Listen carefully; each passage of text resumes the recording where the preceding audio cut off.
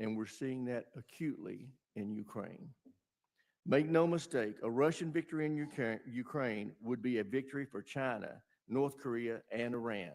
We cannot let that happen. Russia must be stopped. Russia is not our friend. While our adversaries collaborate on the development and deployment of innovative new capabilities, we are facing challenges. Our defense industrial base has atrophied significantly, making it harder for us to sustain prolonged conflicts. That's why now, more than ever, it is critical that we make a significant investment in our national security. This investment is at the heart of achieving the President Trump's peace through strength agenda. We look forward to steps toward enacting that agenda with our reconciliation legislation. Together with the President and our Senate colleagues, we've developed a historic investment of $150 billion plus up that will go a long way toward modernizing our military, rebuilding our industrial base, and restoring American deterrence.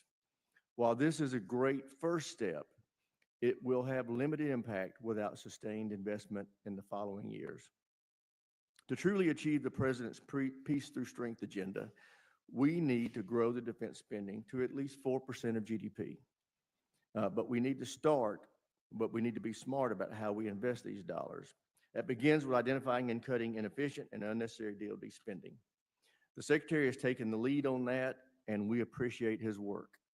But spending wisely also means fixing a broken acquisition system that is needlessly driving up cost and delaying delivery of critical capabilities to our warfighters.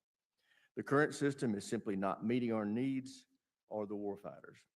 It is not taking advantage of America's innovative private sector, and it's not the most efficient use of taxpayer dollars. The Bipartisan SPEED Act that the ranking member and I introduced this week will fundamentally reform defense acquisition. It streamlines the process and significantly reduces the time it takes to field new military capabilities. I know the Secretary is determined to fix the broken system, and I look forward to partnering with him to enact real, meaningful, game-changing reform. I also look forward to understanding from the Secretary what the administration's plans are for a global. Maintaining a forward presence of U.S. troops in strategic areas across the globe is essential to ensuring peace through strength. The current level of American forces stationed in Eastern Europe are a crucial bulwark against further Russian aggression and another devastating war in Europe. Our forces in South Korea protect our ally, but also serve as a critical strike force if North Korea attempts a launch on our homeland. U.S. service members in CENTCOM and AFRICOM are fighting daily to defeat the terrorist threat against America and Israel while maintaining maximum pressure on Iran. And our forces in Japan, the Philippines, and throughout the Pacific are keeping China's hegemonic desires in check and preserving trade routes critical to our economy. Together, this collaborative posture forms the backbone of American deterrence. Secretary Hegseth is right when he says, America first does not mean America alone. I appreciate the time you recently spent in the Pacific and Europe, reinforcing our alliances and partnerships, but also pressing our allies to increase their defense spending. It is long past due for our NATO allies and those around the globe to shoulder a greater share of the collective defense. But we must understand it will take some time for them to grow their capacity. In the interim, we should not make large-scale posture changes that undermine our deterrence. I look forward to working with the administration on building the ready, capable, and lethal fighting force we need to deter our adversaries. And with that, I yield to my friend, the ranking member, for his opening statement. Thank you, Mr. Chairman. I appreciate that. And I'll start with three substantial notes of agreement. One, we do face an incredibly complex threat environment.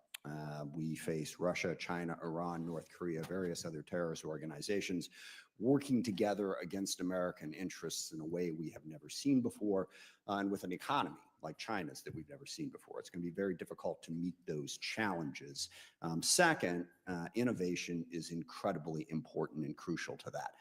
The changes in warfare are happening at a more rapid pace than I think we've ever seen before. We have to innovate more quickly, and I appreciate your leadership on getting after acquisition reform, because what's absolutely true is the Pentagon is not ready for this right now. And certainly that predates this Secretary of Defense and this administration. It's a problem that we need to get after, to do the acquisition reform so that we can get the materials that we need quickly, innovate more quickly. We've got a lot of good ideas in this committee. Look forward to working with the administration on trying to get that done. Second, the budget is a major problem. It is simply unacceptable that we are this late in the year and we do not have a budget. That's the basics of how you plan to do all of that. And this is but the culmination of a series of problems. We had a CR for FY25, largely at the insistence of President Trump. And then by the time we did pass a budget, it was just a CR. And now we're on a path again towards a CR in FY26. There is no budget transparency and no plan that we can see. And what we have seen happening at the Pentagon in the interim is also very disturbing and without explanation. There's been talk about 8% cuts across the board. Nobody on this committee knows what that means. Some of it is happening. It has not been made transparent to us. Is it going to make us better? Is it part of a larger strategy?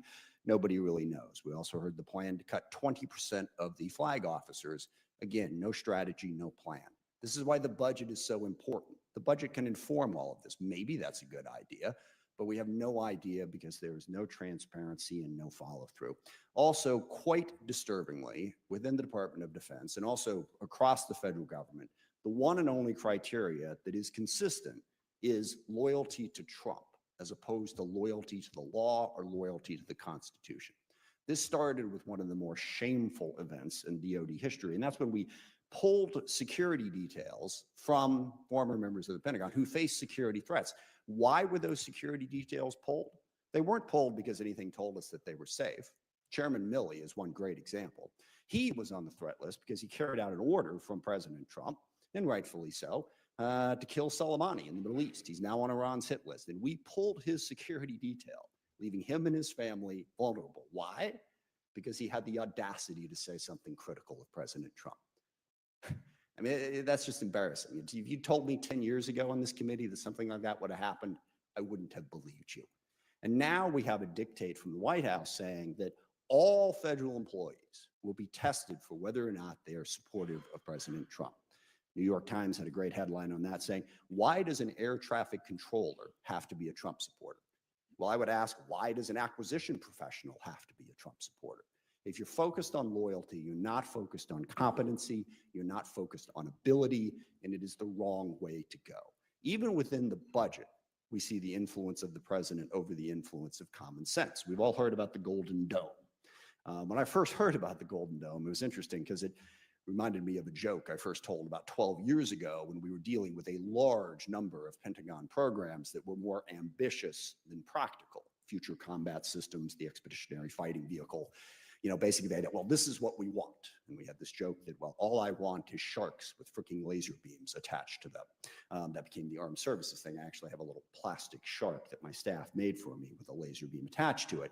Making the perfect the enemy of the good is a problem. And nobody on this committee knows what Golden Dome is. And the other thing that's really important about this, contained within that is one of the most important national security threats that we face: missile defense and counter drone.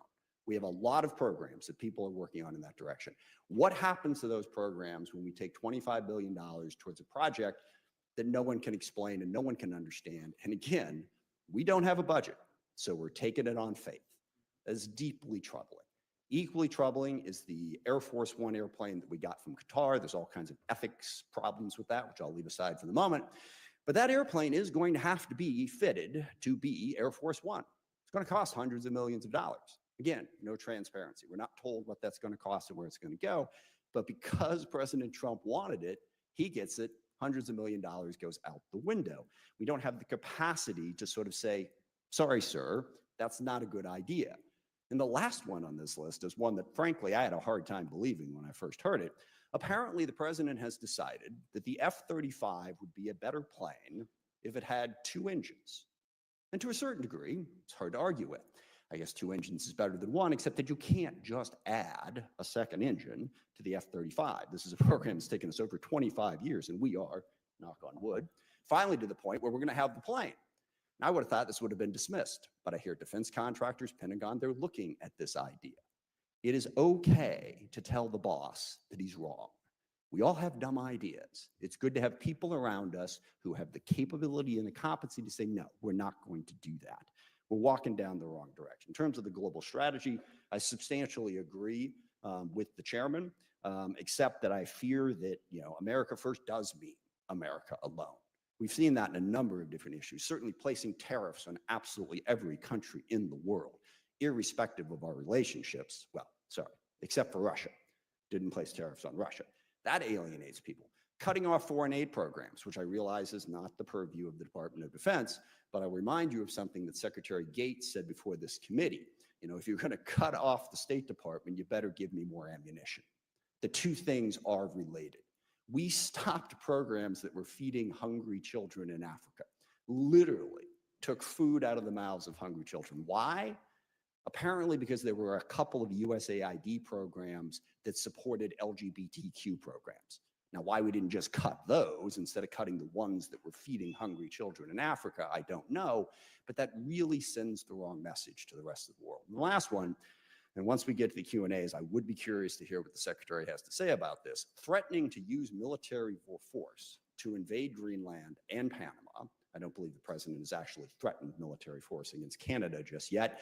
He's just threatened to annex it. So Denmark, Canada, Panama, three peaceful nations that we are allies with, or were anyway. The message that sends to the rest of the world is one that the U.S. is purely in it for itself and does not care about the rest of the world. And this has implications. We're trying to stop China. We are in a global competition with China. We have built up excellent partnerships across Asia over the course of the last 6 or 7 years, in Australia, in Japan, in India, and the Philippines. Largely, that was because China exercised economic coercion. They went ballistic on Australia for daring to suggest that China could be more transparent about COVID, and Australia recalculated. Now we are the ones using economic coercion on our partners and allies and pushing them away. And this filters back over to Ukraine, where I am in violent agreement with the chairman about how important Ukraine is to our national security interests. And I also agree with the secretary. We need to get peace in Ukraine. The longer that war continues, the more dangerous it is for everybody.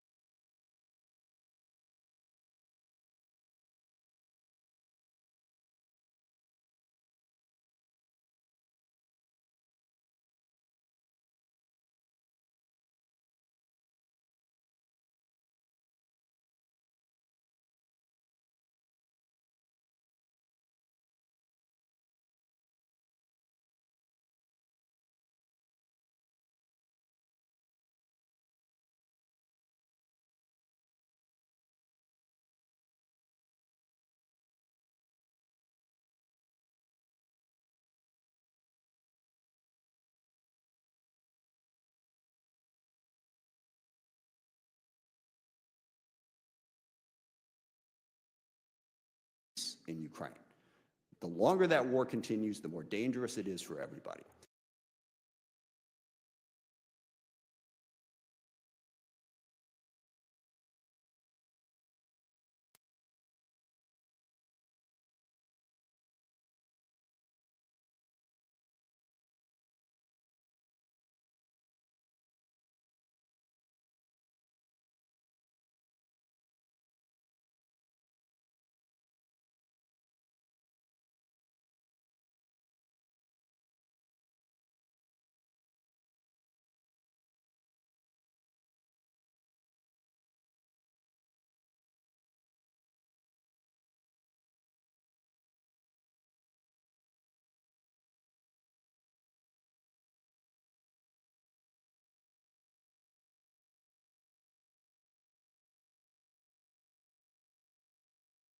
Protect our law enforcement. And he's provided that clarity and common sense, and we're proud to be on that mission.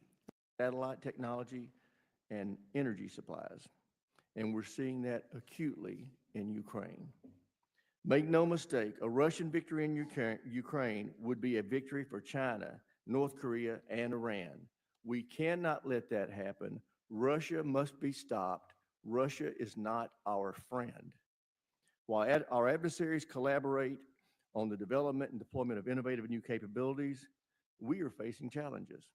Our defense industrial base has atrophied significantly, making it harder for us to sustain prolonged conflicts. That's why now, more than ever, it is critical that we make a significant investment in our national security. This investment is at the heart of achieving the President Trump's peace through strength agenda. We look forward to steps toward enacting that agenda with our reconciliation legislation. Together with the President and our Senate colleagues, we've developed a historic investment of $150 billion plus up that will go a long way toward modernizing our military, rebuilding our industrial base, and restoring American deterrence. While this is a great first step, it will have limited impact without sustained investment in the following years. To truly achieve the President's peace through strength agenda, we need to grow the defense spending to at least 4% of GDP. But we need to be smart about how we invest these dollars. That begins with identifying and cutting inefficient and unnecessary DoD spending. The Secretary has taken the lead on that, and we appreciate his work. But spending wisely also means fixing a broken acquisition system that is needlessly driving up cost and delaying delivery of critical capabilities to our warfighters. The current system is simply not meeting our needs or the warfighters. It is not taking advantage of America's innovative private sector, and it's not the most efficient use of taxpayer dollars. The bipartisan SPEED Act that the ranking member and I introduced this week will fundamentally reform defense acquisition. It streamlines the process and significantly reduces the time it takes to field new military capabilities. I know the Secretary is determined to fix the broken system, and I look forward to partnering with him to enact real, meaningful, game-changing reform. I also look forward to understanding from the Secretary what the administration's plans are for a global.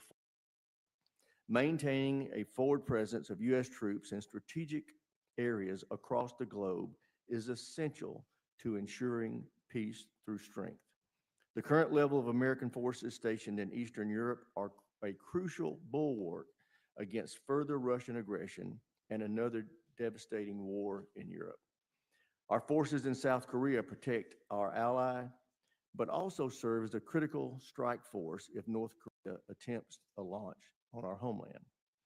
U.S. service members in CENTCOM and AFRICOM are fighting daily to defeat the terrorist threat against America and Israel while maintaining maximum pressure on Iran. And our forces in Japan, the Philippines, and throughout the Pacific are keeping China's hegemonic desires in check and preserving trade routes critical to our economy. Together, this collaborative posture forms the backbone of American deterrence. Secretary Hegseth is right when he says, America first does not mean America alone. I appreciate the time you recently spent in the Pacific and Europe reinforcing our alliances and partnerships, but also pressing our allies to increase their defense spending.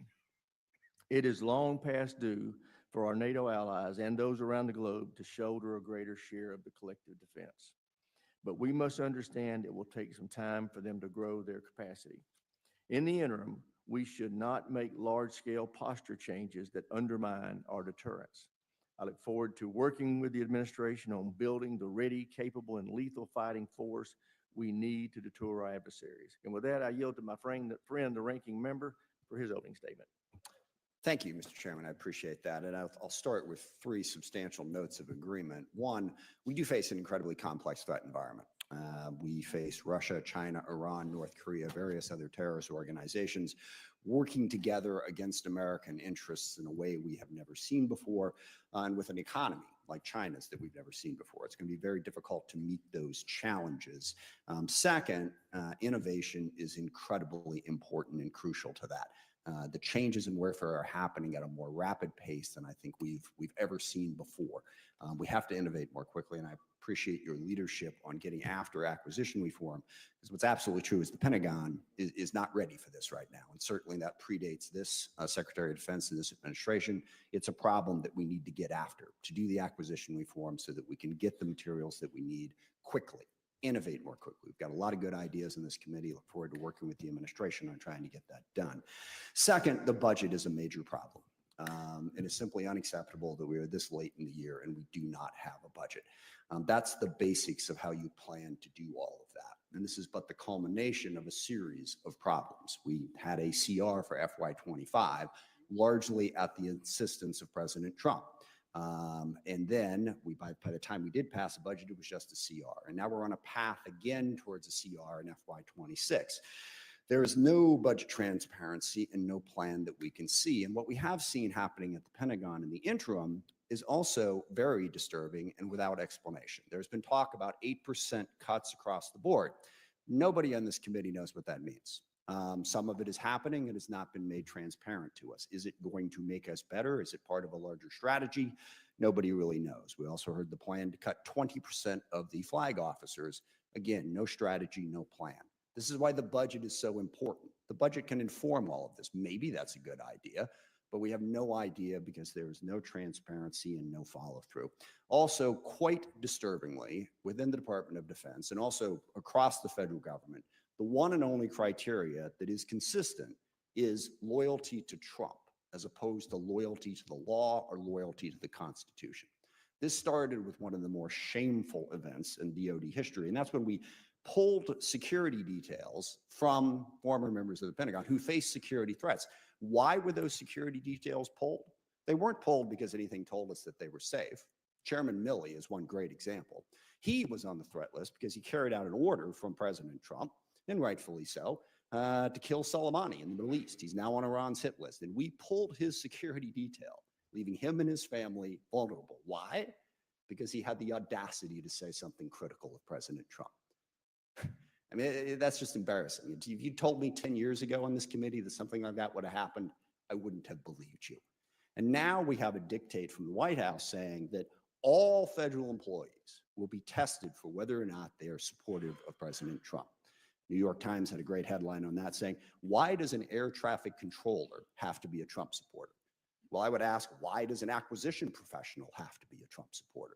If you're focused on loyalty, you're not focused on competency, you're not focused on ability, and it is the wrong way to go. Even within the budget, we see the influence of the president over the influence of common sense. We've all heard about the Golden Dome.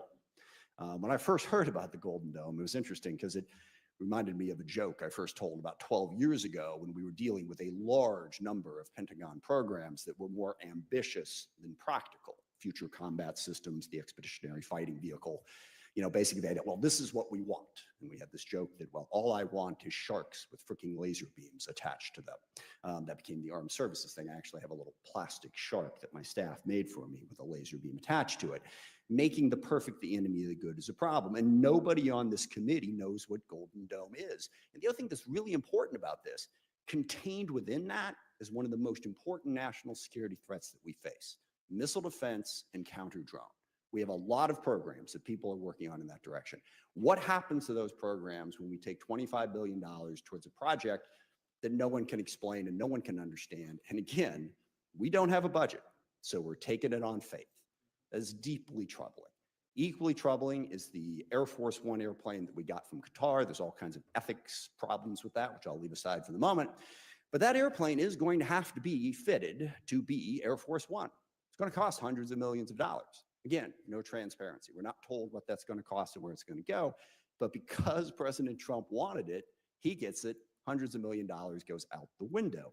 We don't have the capacity to sort of say, sorry, sir, that's not a good idea. And the last one on this list is one that, frankly, I had a hard time believing when I first heard it. Apparently, the president has decided that the F-35 would be a better plane if it had 2 engines. And to a certain degree, it's hard to argue with.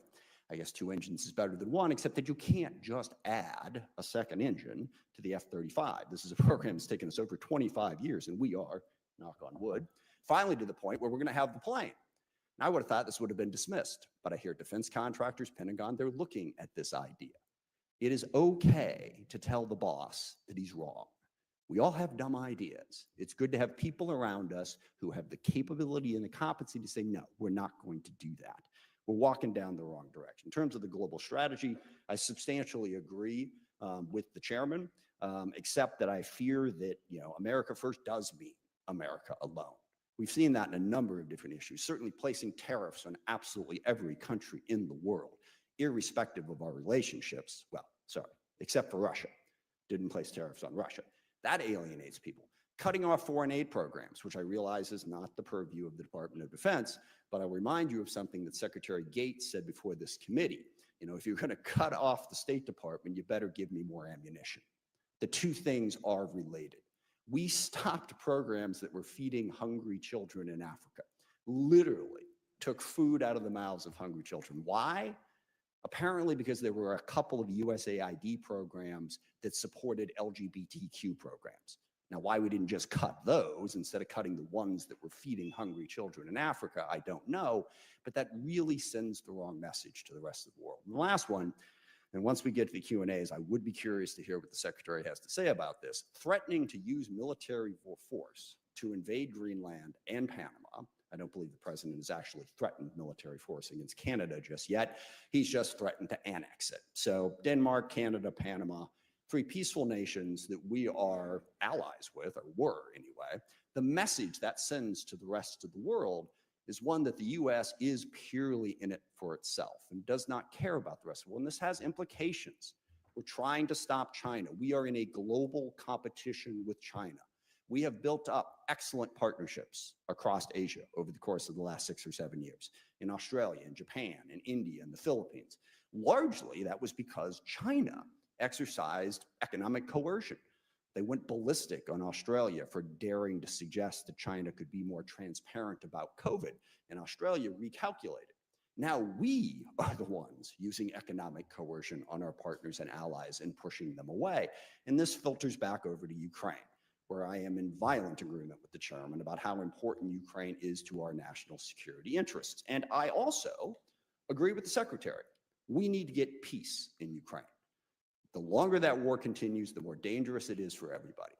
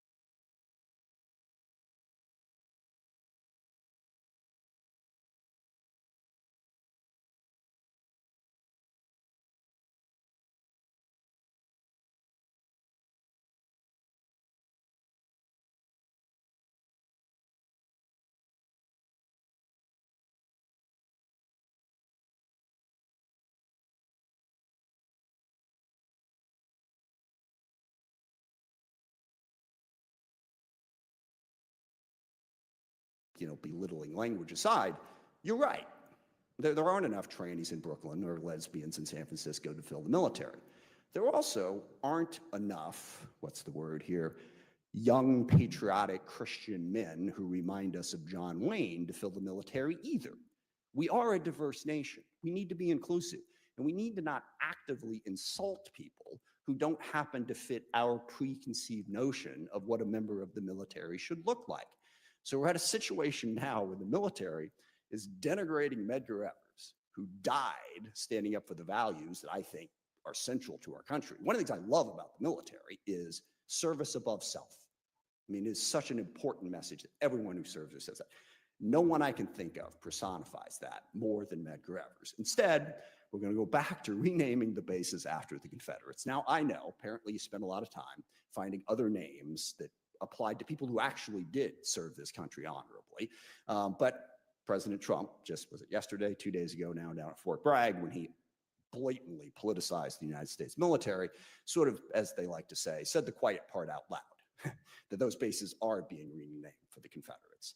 So we honor white supremacist, slave-owning insurrectionists who lost, by the way, they're losers, instead of Medgar Evers.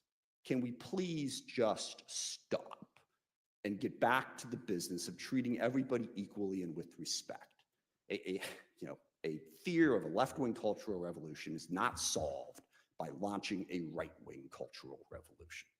Thank you, Mr. Chairman. I yield back. I thank the ranking member. And now I'd like to introduce our witnesses, all before us for the first time. General Caine, have you been before the committee before? No, sir. I didn't think so. Well, welcome. Glad to have you. First, we have the Honorable Pete Hegseth, Secretary of Defense. We have General Dan Caine, Chairman of the Joint Chiefs. And accompanying our witnesses is Ms. Bryn McDonald, Acting DoD Comptroller, who is here to assist in answering our questions. Welcome. First, we'll start with you, Ms. Secretary. You're recognized. Well, Mr. Chairman, ranking member, distinguished members of the committee, thank you for the opportunity to testify in full support of President Trump's proposed fiscal year 2026 budget for the Department of Defense. I'm honored to testify today alongside General Dan Caine, Chairman of the Joint Chiefs of Staff, and Bryn McDonald, who's performing the duties of DoD's Comptroller and Chief Financial Officer. We are very proud to represent and serve our warriors and their families. And today, as they do every day, they're keeping America safe. They're defending our homeland. They're standing up to communist China. They're working hand in glove with our allies and partners. They are achieving peace through strength. I'd like to start today by thanking this committee and Congress for your bipartisan leadership to give our troops a big pay raise in 2025. This included an additional 10.5% raise for our junior enlisted service members, E1 to E4. Thank you also for supporting other initiatives that improve the quality of life for our warriors and their families.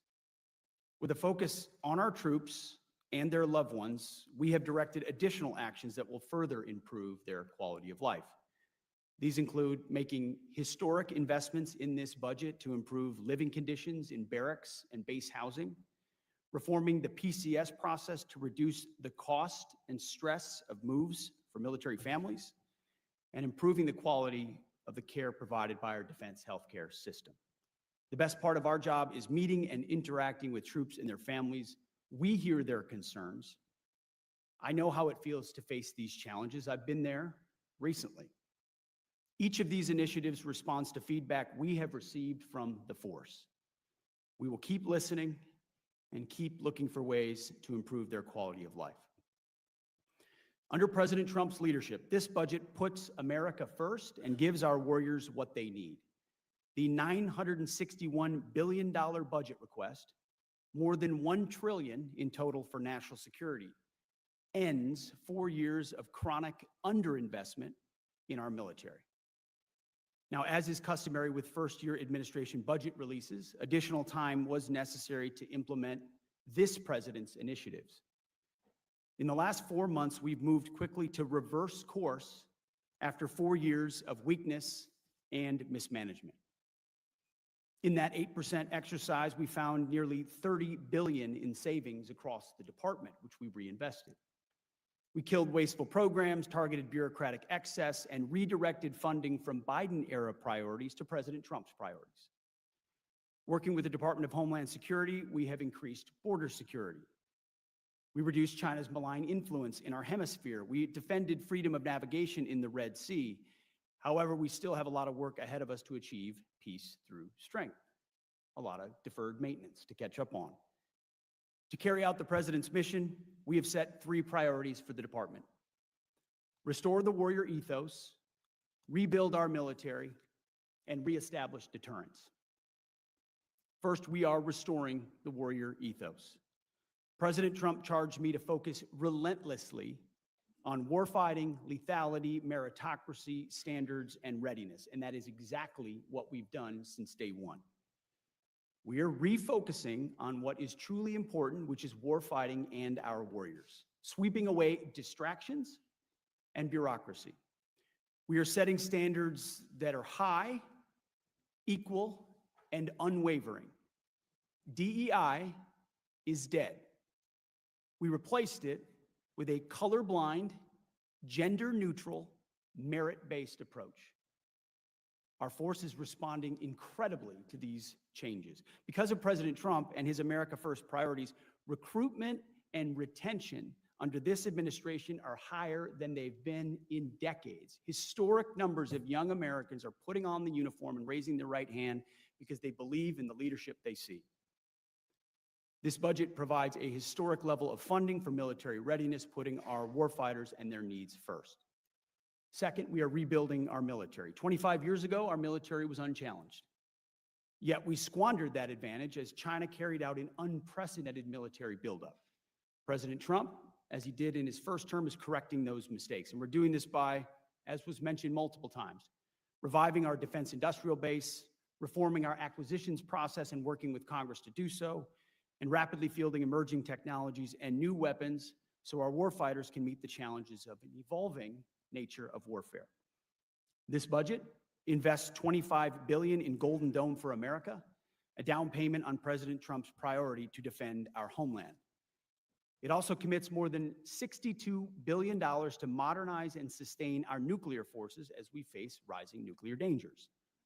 The budget allocates $3.5 billion for the F-47, the world's first 6th-generation air superiority fighter. The budget will also revitalize our shipbuilding industrial base with $6 billion in funding in FY26, bringing it to $47 billion in total we request for shipbuilding, after neglect from the previous administration. The budget also significantly increases funds to buy next-generation technologies that we need now and into the future: autonomous systems, long-range drones, long-range fires, and hypersonics. We will put these capabilities in the hands of our military. These steps will help us remain the strongest and most lethal fighting force in the world for generations to come. And third, we are reestablishing deterrence. When an opponent sees our well-equipped and tough-as-nails warriors, they will decide that today is not the day to test U.S. resolve. Credible deterrence starts at home. It starts with securing our borders. We will achieve 100% operational control of our southern border, and to that end, illegal crossings under the Trump administration have decreased 99.9%. The Indo-Pacific is our priority theater, and China is our pacing threat.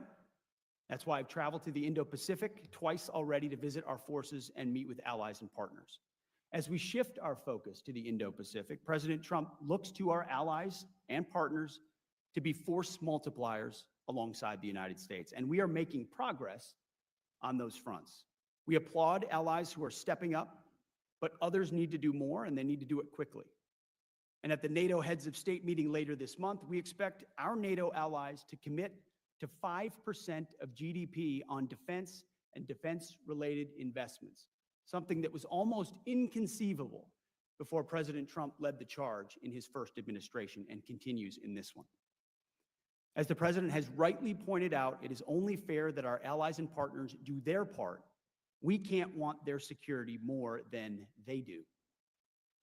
The Department of Defense is executing a common-sense agenda to achieve peace through strength. The threats we face are serious. Our investments to counter them must also be. That's what this budget does. It matches capabilities to threats. While we long for peace, we prepare for war, and we must overcome decades of neglect and decline. We must fortify our position as the world's most lethal fighting force, and that means acting fast as our opponents are. This committee is our critical partner in everything we do, and we appreciate your leadership and oversight. We look forward to accomplishing these goals, to achieving peace through strength, to supporting our warriors, to protecting our citizens and our taxpayers. Together with you, may God grant us the wisdom to see what is right and the courage to do it. Thank you. I thank the Secretary. General Caine, you're recognized for 5 minutes to summarize your opening statement. Chair Rogers, thank you, sir. Ranking Member Smith, other members of the committee, I'm honored to join the Secretary here today and Ms. Bryn McDonald to appear before you to testify on the President's FY26 budget. Today's hearing reflects our shared commitment to maximize efficiency, accountability, and lethality and survivability through the investments that you make in us. Ensuring every expenditure increases the survivability of the joint force and providing our warfighters the advanced capabilities, cutting-edge technologies required to dominate our adversaries at scale. I've got deep gratitude for everyone in this room and your commitment to helping us deliver the capability and capacity of our joint force and the 2.8 million service members, civilians, and their families to help us deliver the peace through strength that the Secretary talked about is very important, and I'm very thankful. It's my responsibility as chairman to understand the global situation, integrate the joint force to confront and manage risk worldwide, and ultimately advise our leaders. This demands a comprehensive understanding across every domain: land, sea, air, cyber, space, undersea, and all military services in every region of the globe, and frankly, all time horizons. It also requires making hard, informed decisions, which we advise on, in order to prioritize the finite taxpayer dollars that we have to ensure the greatest impact and capability for our joint warfighters across the globe. The President's budget enables the joint force to defend our great nation from adversaries seeking to do us harms. We are relentless in our pursuit of innovation and technology that allows us to deter and, if need be, win the wars of the future at every opportunity, while ensuring that we learn from the battlefields of the past and position ourselves for the battlefields of the future. This budget empowers the joint force to get after the Secretary's 3 pillars, as he just talked about: restoring the warrior ethos, rebuilding our military, and reestablishing our deterrence, and ensures our joint force is properly armed, globally integrated, and ready while doing our #1 job of protecting our homeland. The President's budget invests in our warfighters. As I said, to win on the battlefields of the future, we've got to be properly armed with the right capabilities: lethal, modern, reliable, and survivable at scale. Victory requires people and platforms that overmatch the enemy, systems that work together in the harshest conditions, and technologies that give our warfighters an advantage at the tactical edge. The budget gives us necessary tools to reinvigorate our national and defense industrial base. Our nation is full of incredible entrepreneurial talent, and we need every bit of it to support the increasing demands of the warfighters. This budget also helps the joint force become more globally integrated. I think of us as relationship entrepreneurs in the joint force, not only working together in the military, but working with our allies and partners, the interagency, industry, and of course, Congress before crisis begins and before conflict comes upon us. Finally, the President's budget reflects our mandate to stay ready, always be on the account, anticipating the next fight and getting out in front of it so that we're best prepared for our warfighters and their families. The most important component of our joint force is our people. This budget makes meaningful investments in our service members and their families, improving the quality of life of our service members, medical care, and things important to them like the moving process. As I mentioned, our people are the most important part of this, and it's an honor every day for me to serve alongside some of the most extraordinary warriors, civilian teammates, and families our nation has ever known. I assure this committee that the force remains ready, capable to defend this nation, but we've got some work to do. With your continued support and prudent investment, we will maintain our competitive edge, strengthen our advantage, and ensure that our men and women in uniform are equipped with the right capability. I also remain thoughtful of those currently deployed right now and their families who stand the watch around the world, quietly serving to do our nation's work so that we can be here in this room right now. And I also hold a special remembrance for our fallen and their families who continue to show us every day what real courage and tenacity looks like. I thank the Congress and this committee for your support and collaboration in our shared commitment to deliver peace through strength. I look forward to your questions, and again, I'm honored to be here. I thank the witnesses, and I now recognize myself for the first questions. Secretary Hegseth, you know, you've talked with me about this. We both know the president has a peace through strength agenda, and he's serious about it. And as I have talked to you about this, we are at the lowest level of defense spending as a nation in 80 years. And that has got to change. And I think that you and the president have sent a strong signal about wanting to get after that and change it with this year's proposed spending that includes the reconciliation package, which will put us over $1 trillion. It's a great first step.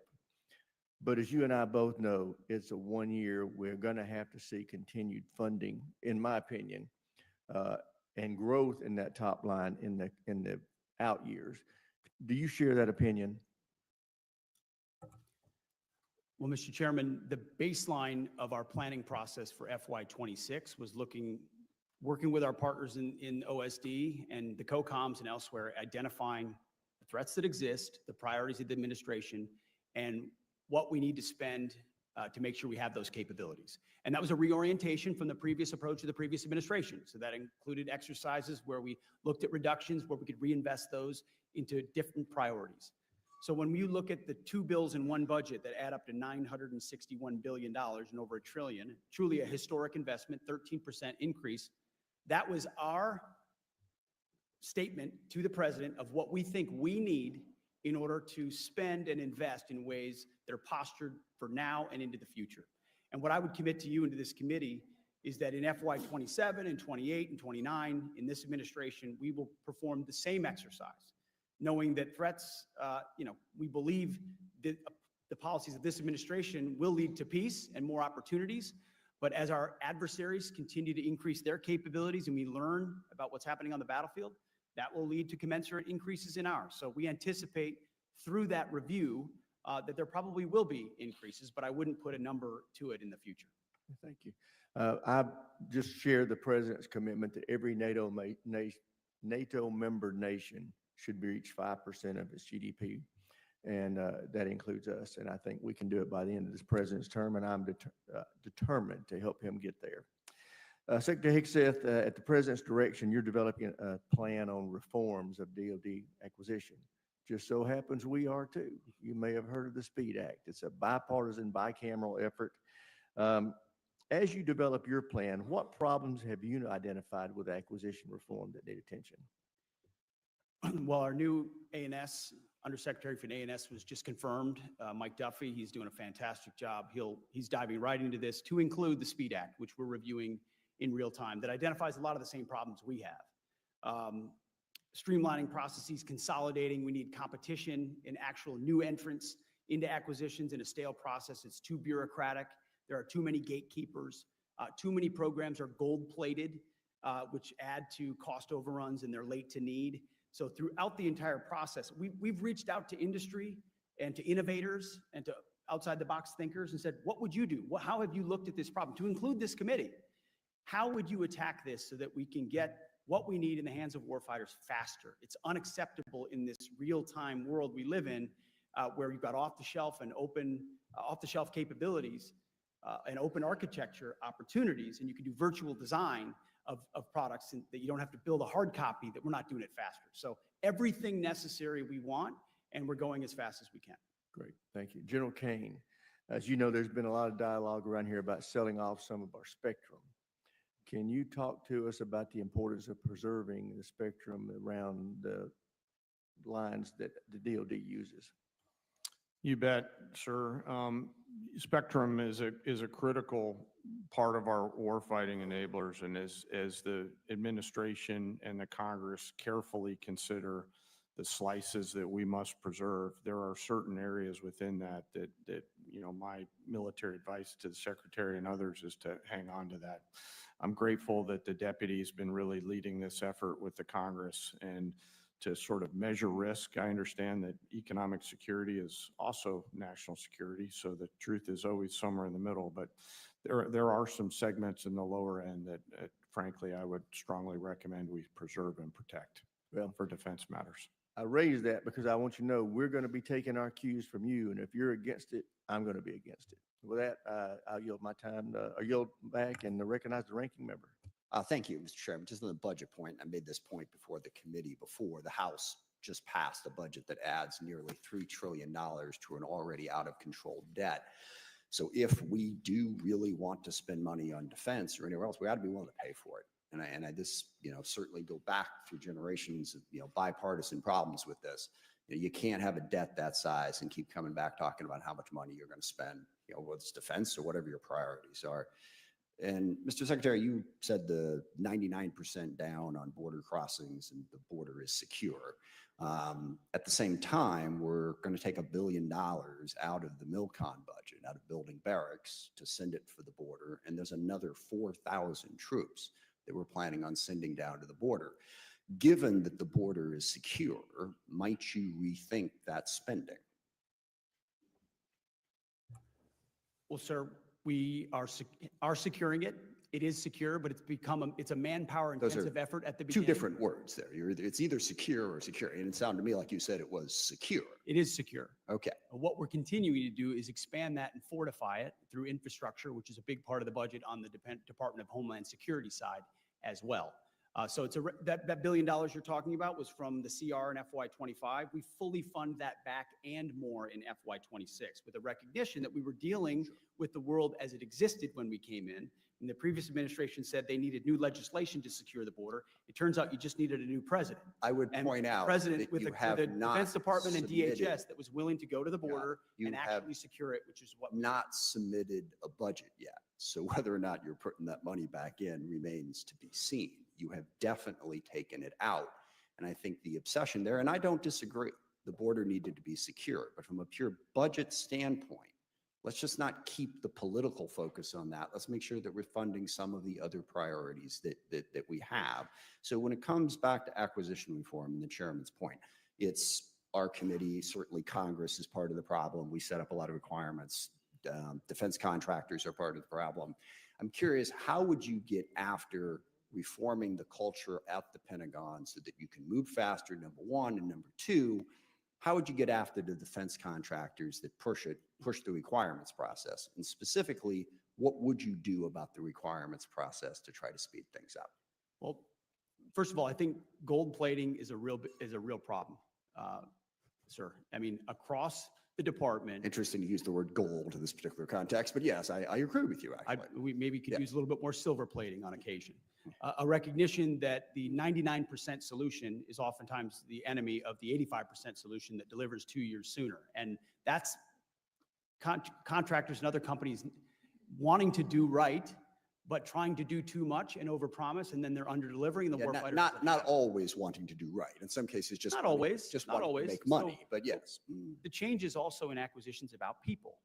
You need reformers in these positions. I'm here to be a disruptor of those processes. Our deputy secretary has extensive business experience. The types of people we're bringing in as undersecretaries have been disruptors and innovators in the private sector who recognize that bureaucracy can be dysfunctional and needs to be disrupted. So it's taking outside the box unique approaches. I mean, virtual design is a big example.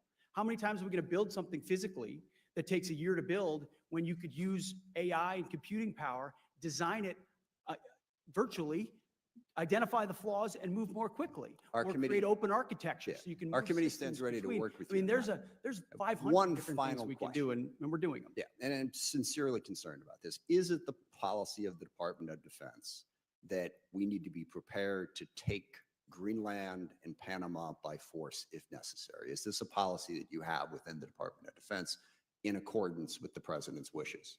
I heard what you said about those two countries and saying we need to worry about China. Well, we are worried about China. That wasn't my concern. China's malign influence in Panama.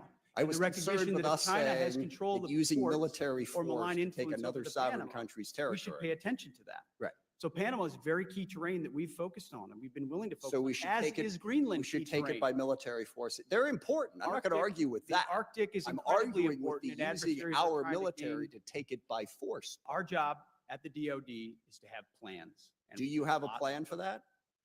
Our job at the Defense Department is to have plans for any particular contingency. Including the contingency of basically Any invading Denmark? contingency you need, we've got it. We've got a building full of planners, and we're prepared to give recommendations whenever needed. So just be clear, you have plans to take Panama and Greenland by force if necessary. I think the American people would want the Pentagon to have plans for any particular contingency. Not and for that Thankfully, in we my are in opinion. the planning business. Speaking on behalf of the American people, I don't think the American people voted for President Trump because they were hoping we would invade Greenland. I'm going to go out on a limb on that one. I yield back. Gentleman from South Carolina, Mr. Wilson is recognized. Thank you very much, Chairman Mike Rogers, for your visionary leadership. And indeed, each witness, thank you for your service to America. And in particular, Mr. Secretary, your service is so appreciated. And I'm especially grateful as the son of a flying tiger who helped liberate China, as the father of 4 sons who've served in Iraq, Egypt, Italy, and Afghanistan, as a 31-year Army veteran myself. Your leadership for peace through strength is crucial. And I believe we're in a Cold War we did not choose, of dictators with rule of gun invading democracies with rule of law. It began with war criminal Putin invading Ukraine on February 24, 2022, and then Iranian puppets invading Israel on October 7, 2023, with the Chinese Communist Party threatening Taiwan. President Trump tried to deter war criminal Putin in his first term with Javelin missiles to Ukraine, American troops in Poland, and stopping Nord Stream 2. But Putin ignored Trump, and defying Biden has continued his efforts. Upon election of Trump, there were hopes for peace, but Putin insulted Trump with the murderous attacks at Christmas and New Year's. Every time President Trump tries to reduce the conflict, war criminal Putin increases mass murder of drones and missile attacks on the people and civilians of Ukraine, including hospitals this week. War criminal Putin is clearly fixated to resurrect the failed Soviet Union, with troops still in Transnistria, Moldova, rigging elections in Belarus, invading the Republic of Georgia, and rigging elections against the legitimate President Salome Zurishvili of Georgia. Additionally, there have been new threats this week against the Baltic republics, our NATO allies. Every outreach by Trump has been mocked by Putin. With that in mind, an incredible achievement of President Trump is to awaken our NATO allies, now including Sweden and Finland, that with Germany pledging now 5% remarkably, and 17 of our allies now provide a larger GDP support for the people of Ukraine than the United States because of President Trump's encouragement. What is the latest status on encouraging our NATO allies of providing for peace through strength? Thank you for the question, sir. The one thing I would take issue with is the characterization that Vladimir Putin ignored President Trump. I think Vladimir Putin paid a lot of attention to President Trump in his first term, and that's why the invasion did not happen under President Trump's watch. Instead, under the weakness and perceived weakness of Joe Biden. Ignored and proceeded to to. He paid attention insult under President Trump, and but then when it- Joe Biden was in the But office it after set, the it really set the stage, sadly, that if he had really appreciated what President Trump was trying to do, he wouldn't have invaded again, but whether Biden's president or not. But to your question about Europe, Yes. President Trump has invigorated a truly historic investment amongst NATO allies to shoulder the burden of the defense of the continent of Europe. Vladimir Putin saw what he believed to be weakness, and I believe President Trump has stood up to that by reminding our allies that they need to spend on their own defense and ensure that they're able to shoulder the burden to defend the continent. That's been a good development. And indeed, I was grateful last February coming back from the Organization of Security and Cooperation in Europe and meeting with the president. And I told him how exciting it was to see our allies understand that indeed he supports Ukraine, he supports NATO and peace through strength. And General Caine, I particularly appreciate your VMI credentials of professionalism. And with that in mind, we understand that even today, the International Atomic Energy Agency has declared Iran in breach of non-proliferation agreements. And what are we doing to deter the aggression coming from Iran? Well, sir, first, I noticed in your bio that you went to that other school in Lexington, which is always hard for me to get my head around, sir. Hey, I grew up in the holy city of Charleston. When I saw Vimis, I thought they were Citadel cadets. Yes, sir. I'm now a joint guy, so I'll keep all those comments to myself, sir. You're here. You know, sir, throughout, the IAEA report is certainly troubling. The international community seems to be thinking about what they're going to do about it, and as are we watching this situation develop and carefully monitoring the report. Gentleman's time's expired. Chair, I America's in good recognize the hands with gentleman your from Connecticut, Mr. Courtney. Thank you, Mr. Chairman.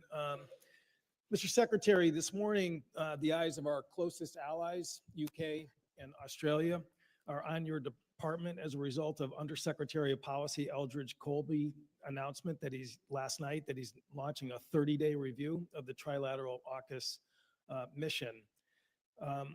I would just note that it's not just their eyes, it's our eyes in this committee. In 2023, by a vote of 310 to a small minority, we passed the AUKUS authorities and followed up on that in terms of AUKUS investments in the billions of dollars into our submarine industrial base. Australia has reciprocated, as you know, with its own investments in our submarine industrial base. And since then, since 2023, what we've seen that the three countries working together, that we now have well over 100 Australian sailors and naval officers that have gone through joint training. I've seen them in my district at graduation ceremonies. They're joint crewing Virginia-class submarines. We also have joint U.S.-Australian submarine repair work that's happening in Guam and Hawaii. And our submarine industrial base last year delivered 2 Virginia-class attack submarines. They're the New Jersey and Iowa.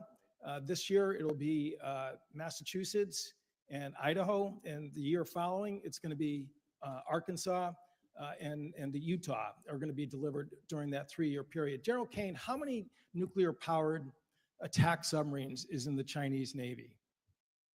Do you know that answer? It's nuclear-powered attack boats. I Yes. mean, it's How many attack yes, sir. nuclear-powered? Many. I'll get you. No, well, the number. answer is 6. Yes, sir. Okay, so what we've seen in the industrial base is that last year, this year, and next year, we're going to be delivering that identical number. They're building a 7th. You can check the Wall Street Journal, and you can see where that boat ended up at the bottom of the Yangtze River because of their inability to actually do the hard work of building nuclear-powered submarines, which is probably one of the most complex undertakings in really industry of any sort. Again, the Australians are investing in Perth, and so that we are going to have rotations of Virginia-class submarines that are already started to happen. Admiral Paparo testified in vocal support of AUKUS when he came before this committee just a few weeks ago. And again, I would just say, there is nothing wrong with reviewing any program. We're all accountable. Anything of this magnitude certainly deserves review. But a 30-day review on a project that really took years to develop, in which this committee was instrumental in terms of in enabling. And in my opinion, China's reaction to AUKUS is the ultimate sort of endorsement of AUKUS because they hate it. And the one commitment I would ask, Mr. Secretary, is just your commitment that this committee in Congress is going to be integrally involved in whatever the review process is, because we have skin in the game, we have history, and we have allies who really are, again, issuing statements this morning. The Prime Minister of England, the Stephen Lovegrove, the special representatives for AUKUS, Richard Marles, putting out statements trying to reassure their countries that the U.S. is still going to follow through on this commitment. And we want that reassurance as well from you. Can you, again, give us that commitment that Congress will be involved in this review process? And I have one more follow-up question.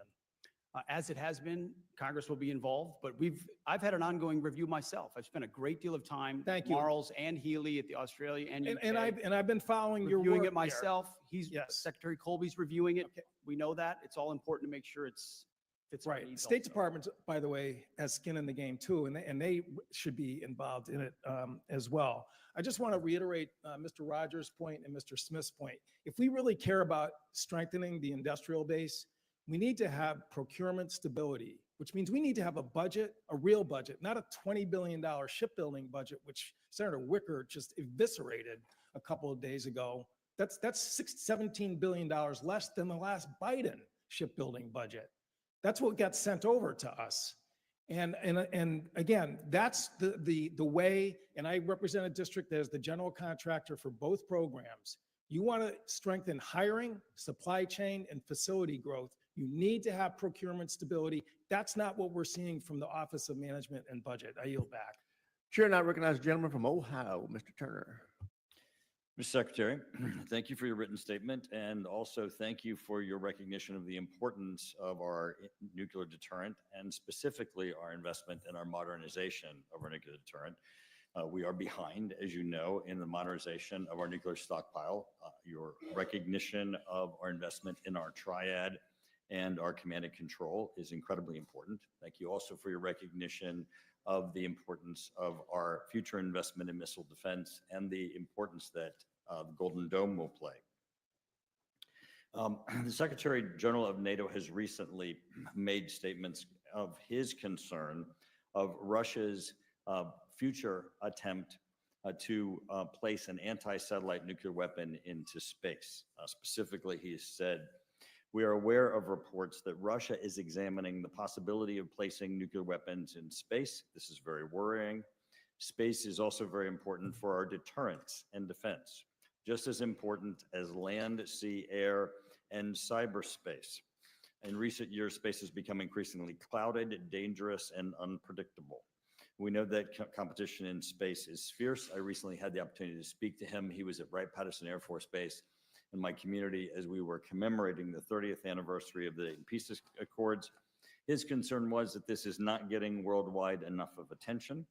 We had General Saltzman recently in front of the committee. He has characterized that if Russia were to place an anti-satellite nuclear weapon into space, that would be day zero, that if that was put in space, that next day, that it would be irresponsible for us to count on space, that we would have to spend trillions of dollars and seek technology that we don't have to find solutions as an alternative to space, both commercially, for military, in really to redo what is really society today. As you know, it would affect both our nuclear deterrence, our efforts for missile defense, even our investments in Golden Dome. In this venue, obviously, we can't discuss all of the details of what we're doing, but I would ask if you would please confirm that this is a threat that is a priority to the Department of Defense, as it has been characterized by the Secretary General of NATO, and acknowledge that as it is a priority for us to prevent the deployment of nuclear weapons in space, and that it is a priority for us to work with our allies to uphold our commitment to the Outer Space Nuclear Treaty that prohibits the deployment of nuclear weapons in space. Sir. Well, thank you for the question, sir. As you alluded to, there are a number of aspects to this question or answer that can't be discussed here, but I would underline our complete commitment to the space domain, to the hardening of the space domain, to prevention of escalations in the space domain, but most importantly, to the dominance of the space domain. I mean, that is, it is the future of how we see, it's the future of how we sense, it could be the future of how our adversaries fight and how we deal with that. So I think President Trump, yet again, was ahead of the curve when he created the Space Force in his first administration. People said we didn't need it.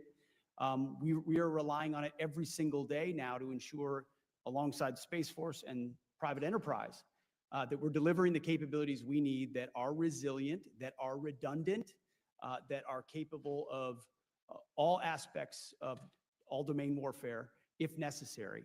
And preventing adversaries from gaining an advantage is a huge part of how we look at space. This threat is not classified. Russia's threat of deploying an anti-satellite nuclear weapon in space is not classified.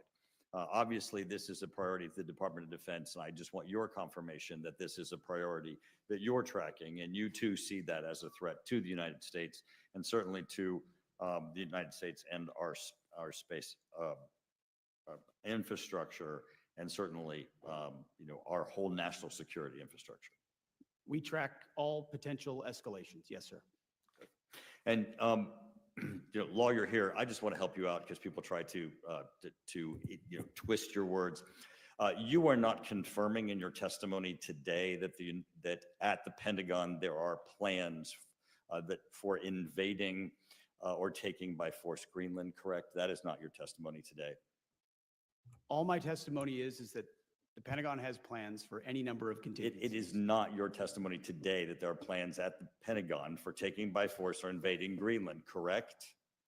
Because I'm sure as hell hope that it is not your testimony. We look forward to working with Greenland to ensure that it is secured from any potential threats.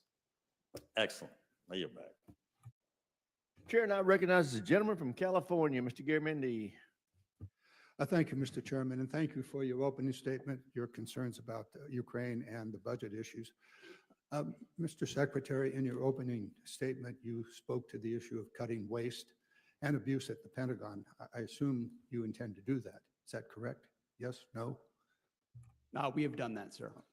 All right. And therefore, it must be your responsibility. I want to bring to your attention a statement that the President made in early February. He said there is no reason for us to be building brand new nuclear weapons. We already have so many. You could destroy the world 50 times over, 100 times over. And here we are building new nuclear weapons. And they're building new nuclear weapons. We're all spending a lot of money that we could spend on other things that are actually, hopefully, much more productive. So I'd like to focus for a few moments on one of the most expensive programs at the Department of Defense, the Sentinel ICBM, which is to replace the Minuteman III. The cost of this program has exploded from $78 billion to over $141 billion, not including a new nuclear bomb for the Sentinel and the command and control systems, which would add somewhere $20 to $40 billion.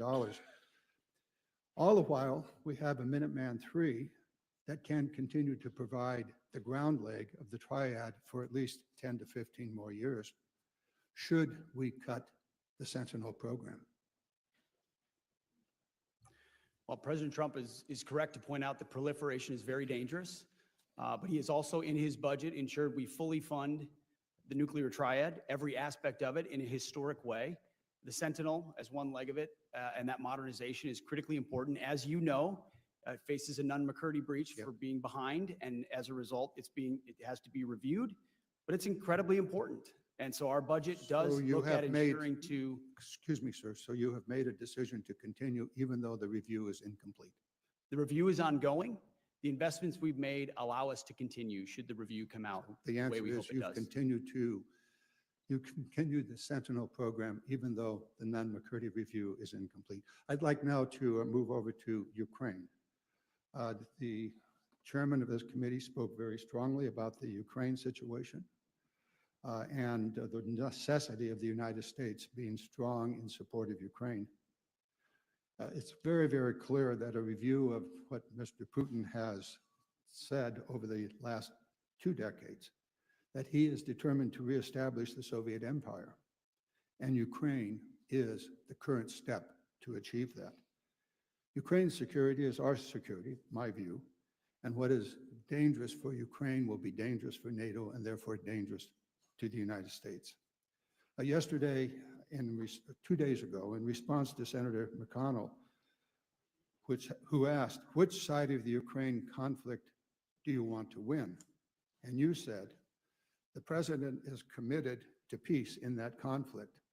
Ultimately, peace serves our national interest, and we think it serves the interest of both parties, even though that outcome will not be preferable to many in this room, at that time, the Senate, and I would also say this room too, preferable to many in this room and many in our countries.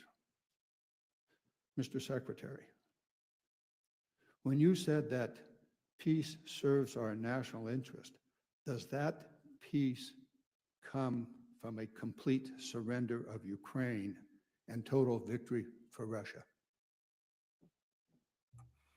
That's never been a characterization of my statement, sir. We think peace is in the best interest, but I would point out, Ukraine is not the U.S. and Ukraine is not in NATO. And to draw that comparison is to draw one that is not correct. But we hope for peace. We believe peace is in the best interest of the United States of America, and our policies are pointing Well, let me toward go that. back to what I asked you.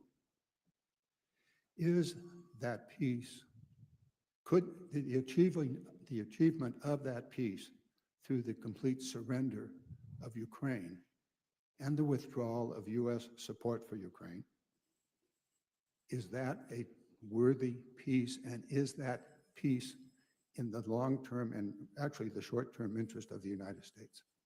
If you look at the billions of dollars that have been invested in Ukraine, you could hardly characterize that as a surrender from the United States. So the existing military front line of troops is as difficult as it is, moving slowly. Where peace ends at the end of that, nobody really knows. But the president has worked harder than anybody else to try to get a peaceful outcome. Gentleman's time's expired. Chair, and I recognize the gentleman from Virginia, Mr. Whitman. Well, thank you, Mr. Chairman. I'd like to thank our witnesses for joining us today. Secretary Hegseth, Chairman Caine, Mrs. McDonald, thank you. Thank you for the incredible job that you all are doing.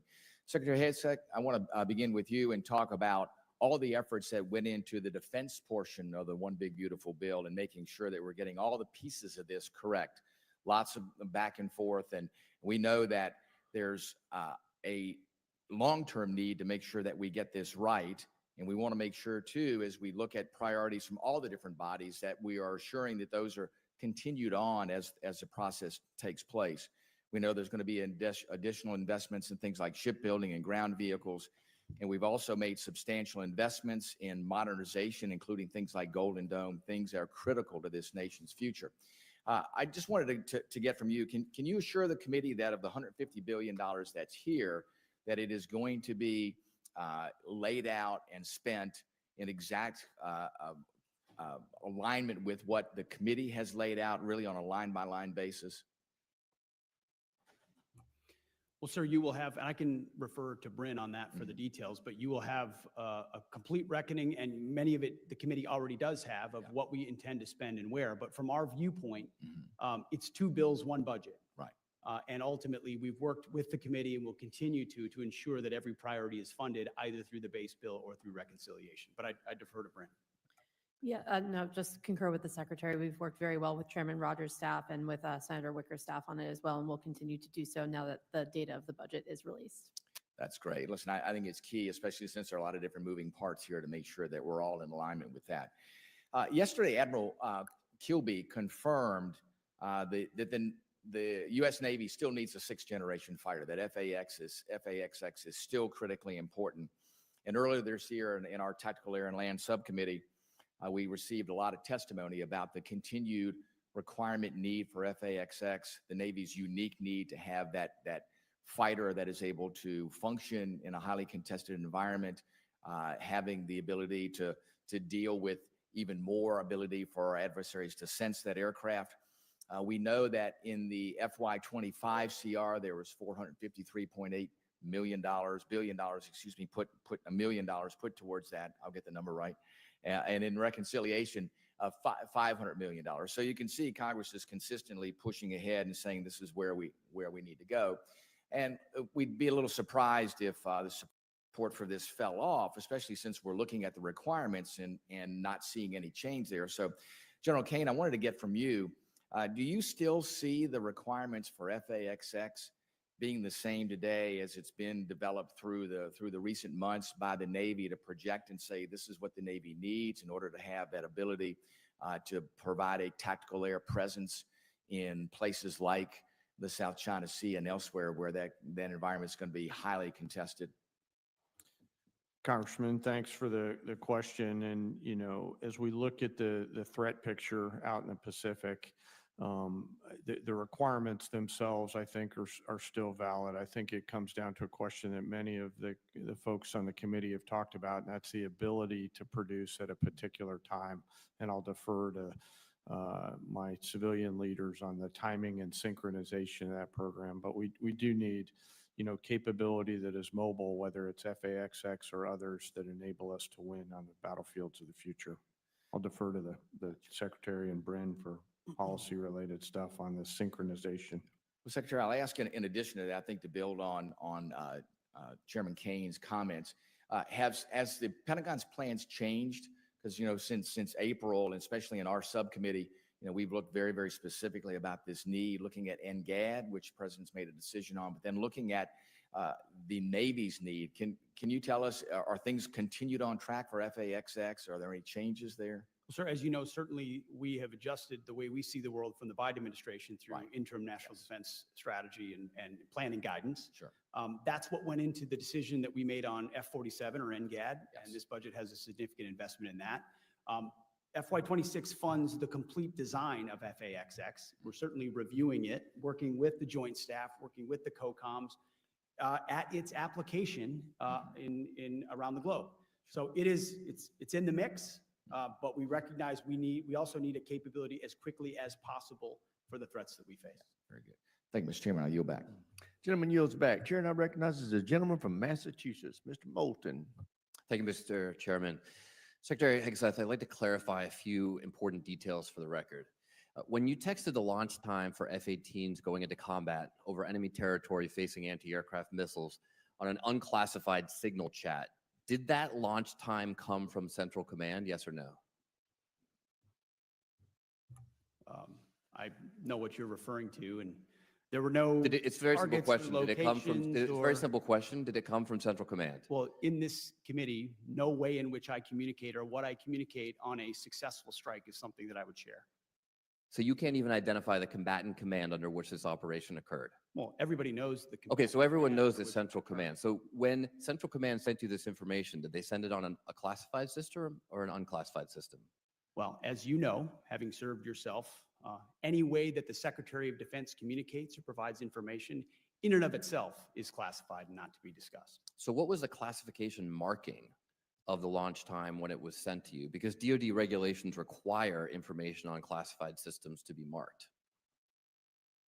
What was the classification mark time? Yeah, what was the classification marking? Because Again, DoD classifications of any information in an ongoing operation that was successful are not things that would be disclosed in a public forum. But you can very well disclose whether or not it was classified.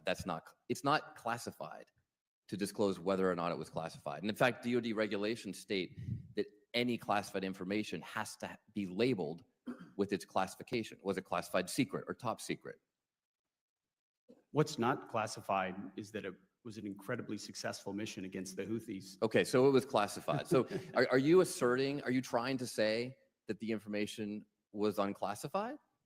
I'm not Okay, trying to that's say what I anything. thought. You're not saying that. So you took classified information from Central Command that had a classification marking on it, because that's what's required by DoD regulations, and you put it on an unclassified system. So we're going to get a report in a few days from the DoD Inspector General.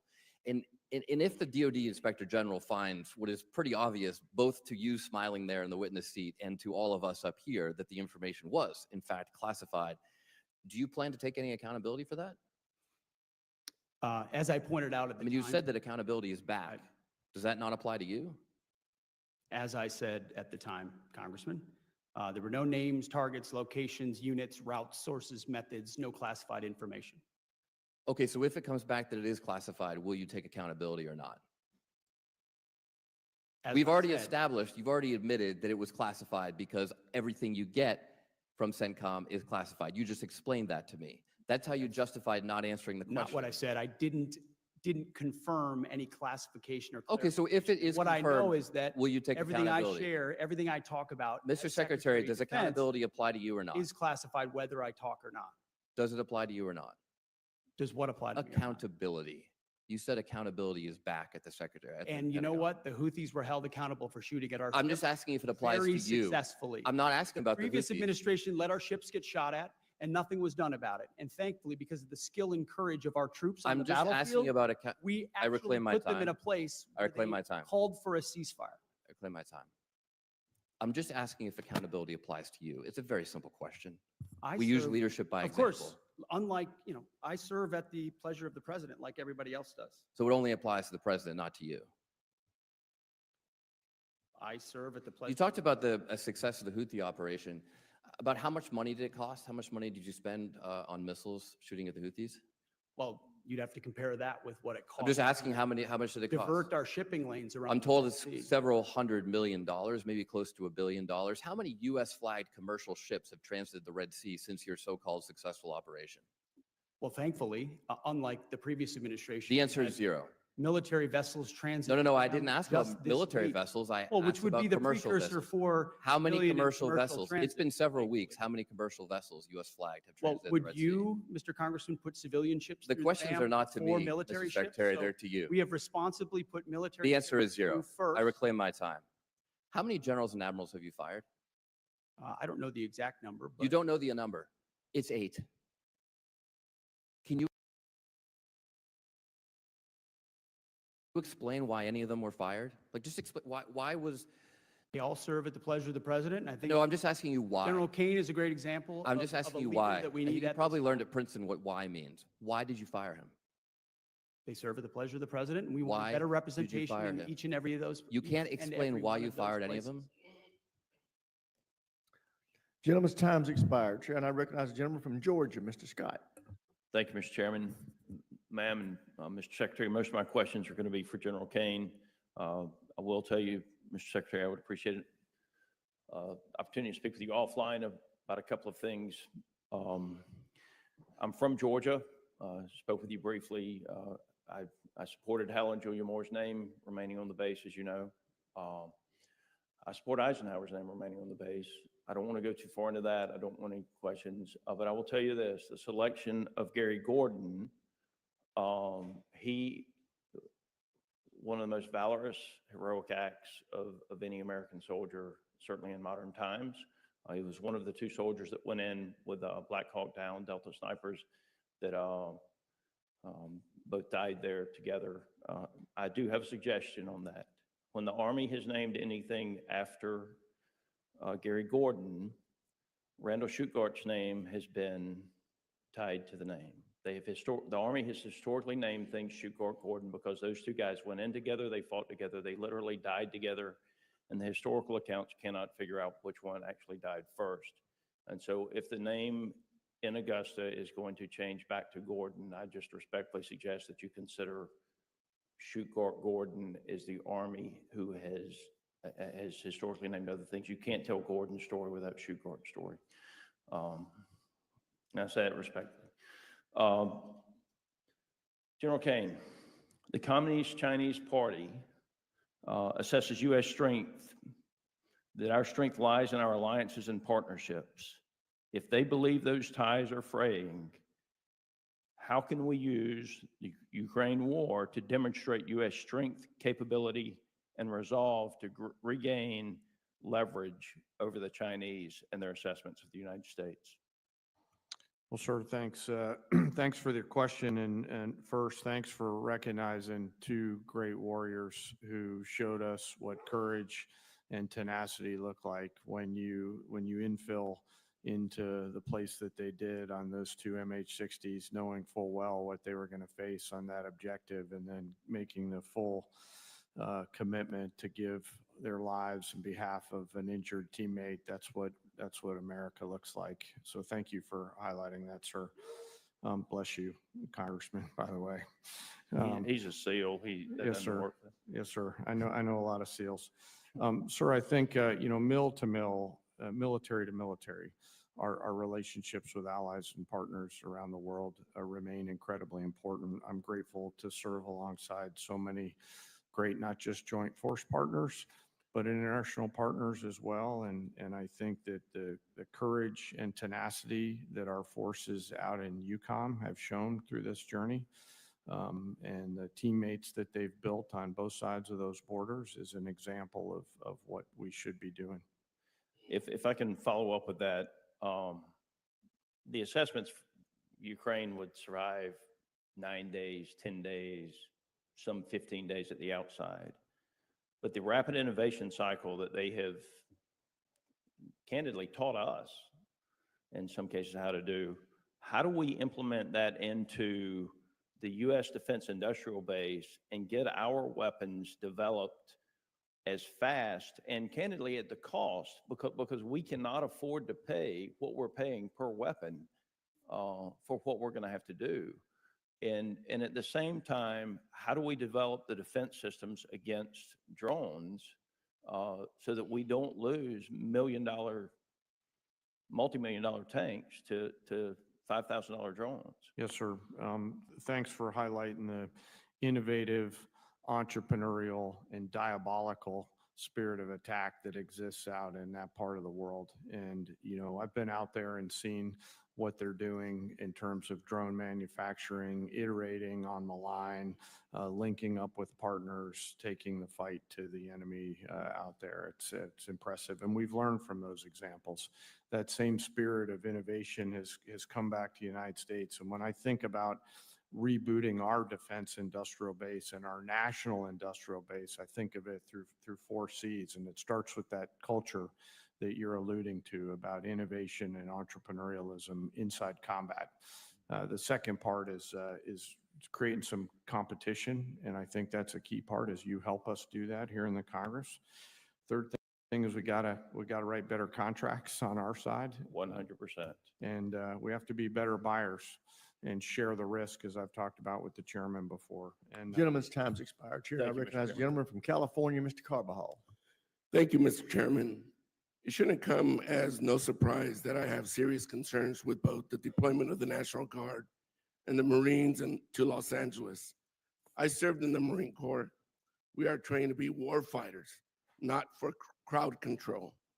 Everyone here should be alarmed that the president has sent armed forces into a city against the wishes of a governor and mayor. I am concerned this administration is purposely escalating the situation with this step and politicizing our armed forces in the process. Let's call it for what it is. It's political theater. Hegseth, are the Marines in Los Angeles ordered to protect property by any means necessary? Sir, I would say the ICE officers and police officers being attacked is not political theater. The National Guard and Marines, just yes or no. Just yes or no. the National Guard and Marines have the full authority to protect federal ICE agents. Yes or federal no? agents, and Just federal can buildings. you just say yes or no? This isn't Fox anymore. Just yes or no. They're there to protect federal agents and federal. Another BS answer. Under the SRUF, the use of force, are Marines allowed to fire warning shots? No. Now that's more like it. Isn't that easy? Well, I'm going to beat this drum because you refuse to take responsibility. Will you take responsibility for having made a mistake? Not to mention, many people would say break the law in participating in the Signal group chat that included a journalist, your wife, your brother, where classified information was shared. Sir, every way I communicate is authorized. Every way I communicate. Okay, if you want to say that. I have called for your resignation. I didn't think you were qualified before your confirmation, and you have done nothing to inspire confidence in your ability to lead competently. You broke the law in sharing classified information, and in doing so, endangered the lives of our service members that you are responsible for. Your inability to hold yourself accountable makes you incapable to lead. This alone makes you unfit to be the Secretary of Defense. Secretary, do you think the United States should continue supporting Ukraine in its fight against Russia, a nation that is hostile towards the United States? Well, as you know, sir, President Trump is committed to peace. No, I just want yes or no answers. The Today, United States has spent billions of dollars. yes or no? supporting Yes or Ukraine no? Over years. Just yes or no. Can I get a yes or no out of you?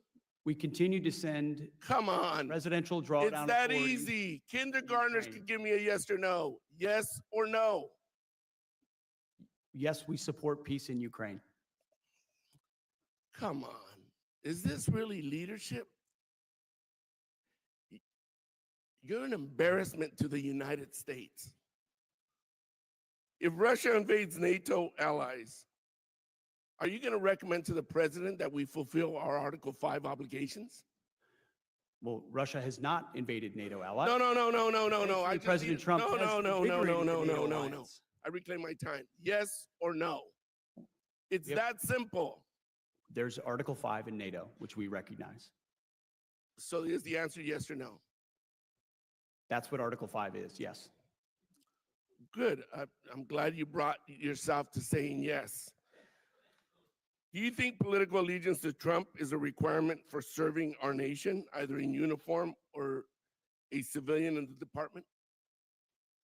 I'm incredibly proud, as are millions of Americans. No. Trump. Not today, Hegseth. Yes or no? Congressman, you know what a silly question that is. But It's silly enough fidelity to to the warrant a Constitution. very straightforward answer. Yes or no? We all support and defend the Constitution of the United States. You know what? We're proud to support I'm not going to President waste Trump. my time anymore. You're not worthy of my attention or my questions. You're an embarrassment to this country. You're unfit to lead. And there's been bipartisan members of Congress that have called for your resignation. You should just get the hell out and let somebody competently lead this department. Mr. Chairman, do we not have any decorum in here?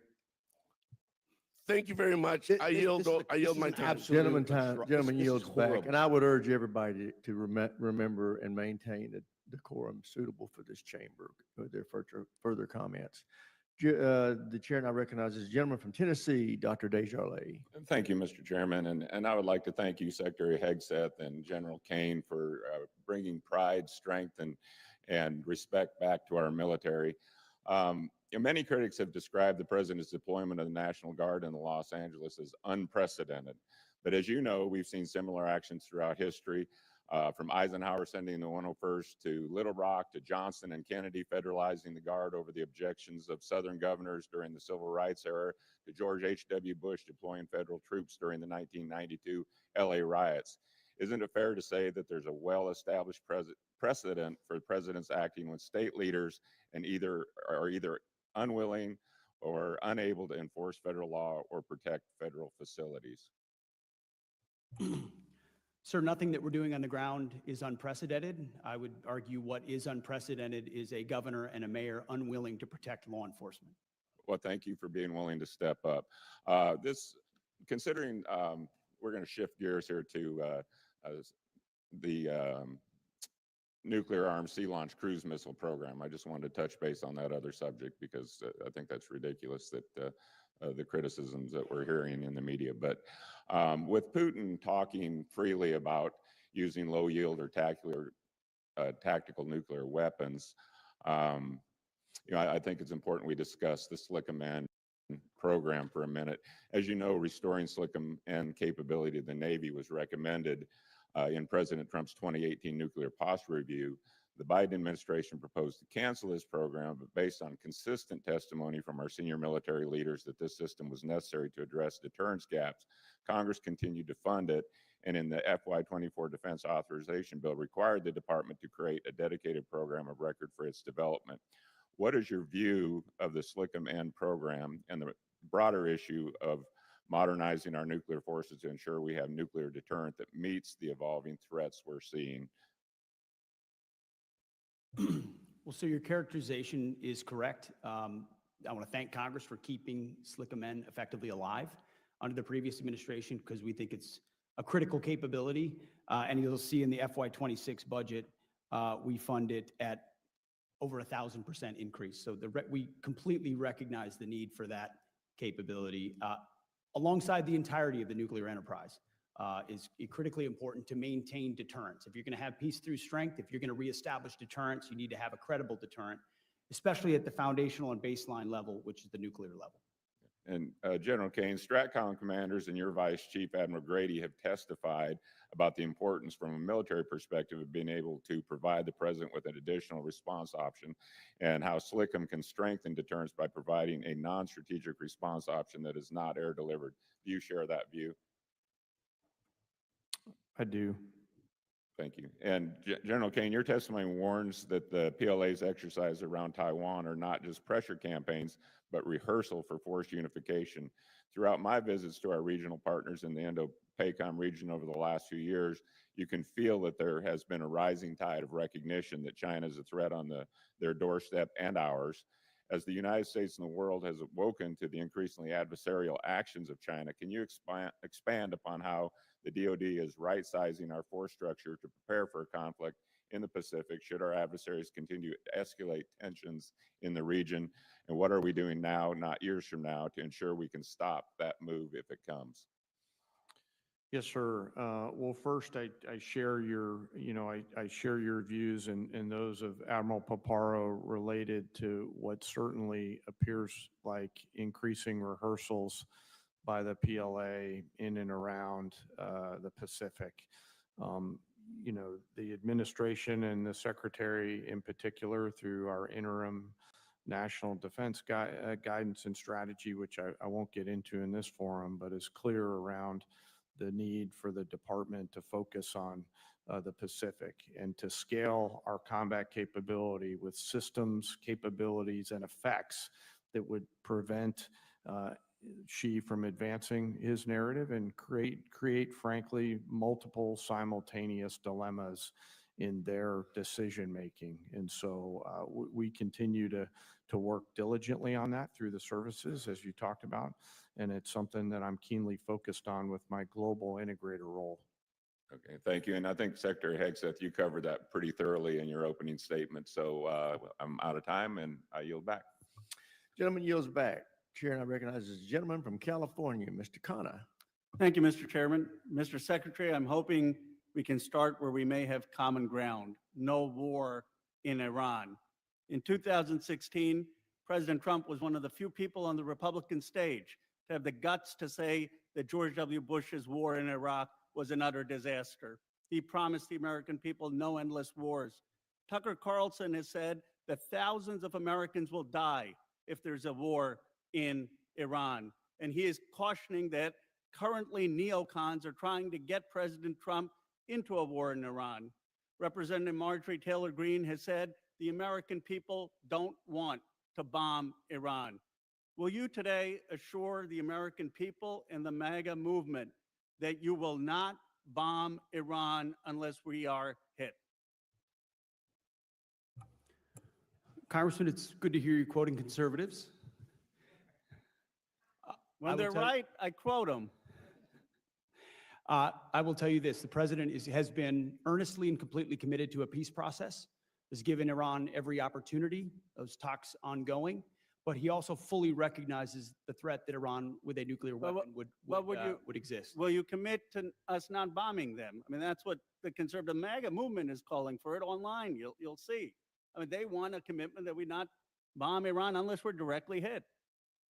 Well, here in this forum, it wouldn't be prudent for me to commit or not to commit. My job is to be postured and prepared in the region, just as the chairman. How about this? Would any potential capability? Would you agree with this analysis that Netanyahu is itching for a fight? If Netanyahu uses American missiles to hit Iran, he's going to drag us into a war there because Iran's going to say they're using American missiles. Our military knows that you cannot just through hits, eliminate Iran's nuclear capability. They'll simply go underground and they will then end monitoring. And unlike Iraq, they're in heavily civilian sites. Will you stand up today and make it clear to Netanyahu that that escalation, what he's threatening just yesterday, is not in the American interest, that he should not be dragging America into war with Iran? Well, Congressman, that question included a lot of speculation.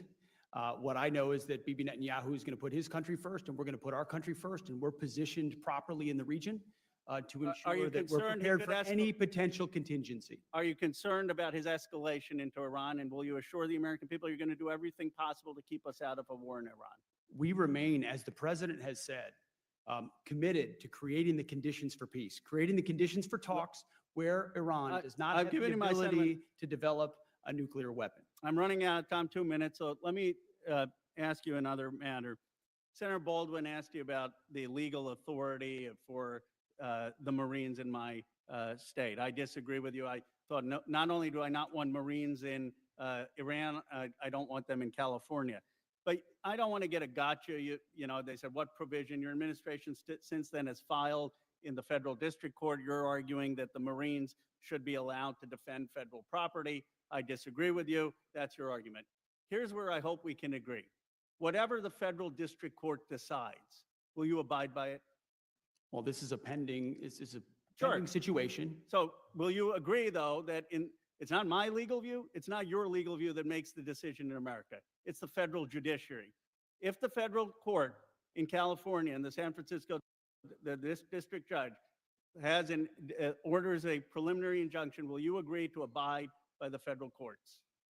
What I will tell you is my job right now is to ensure the troops that we have in Los Angeles are capable of supporting law enforcement in Sir, I agree with that, but will you? And we know can we you have the just assure? constitutional and statutory authority. That's fine, but can to you do just that. can you just assure us that you'll abide by the decisions of the courts? We've I mean, always looked at the decisions of Well, the vice president has said that he doesn't believe that the courts should be respected in military matters. This is not my lane, but we also recognize that the way in which the judiciary has expanded its powers. But can you just during the give a Trump simple? administration Okay, is let me quite ask you this: clear. two simple questions. You got 30 seconds. I'm not trying to trick you. I think it would assure the American people, because we shouldn't. It shouldn't be Ro Khanna's view of the Constitution. It shouldn't be Secretary Hegseth's. It should be the Supreme Court and the federal courts. Can you assure the American people on two things? You will respect any Supreme Court decision on this matter about whether the Marines are constitutional, and you will respect the district courts when they rule before the Supreme Court rules. What I can say is we should not have local judges determining foreign policy or national security policy for the country. So you're not willing to say you would respect those decisions? What I'm saying is local district judges shouldn't make foreign policy for the United States. Gentleman's time's expired. Chair now recognizes the gentleman from Mississippi, Mr. Kelly. Thank you, Secretary Hegseth and General Caine, for being here today. Under President Trump's leadership, America's restored deterrence and secured our southern border. Thanks to this renewed strength, we're seeing positive momentum in both recruiting and retention. Our adversaries are thinking twice, not just because of our advanced capabilities, but because of the courage and dedication of the men and women in uniform who defend this nation every day. Still, we face serious growing challenges. China remains a pacing threat.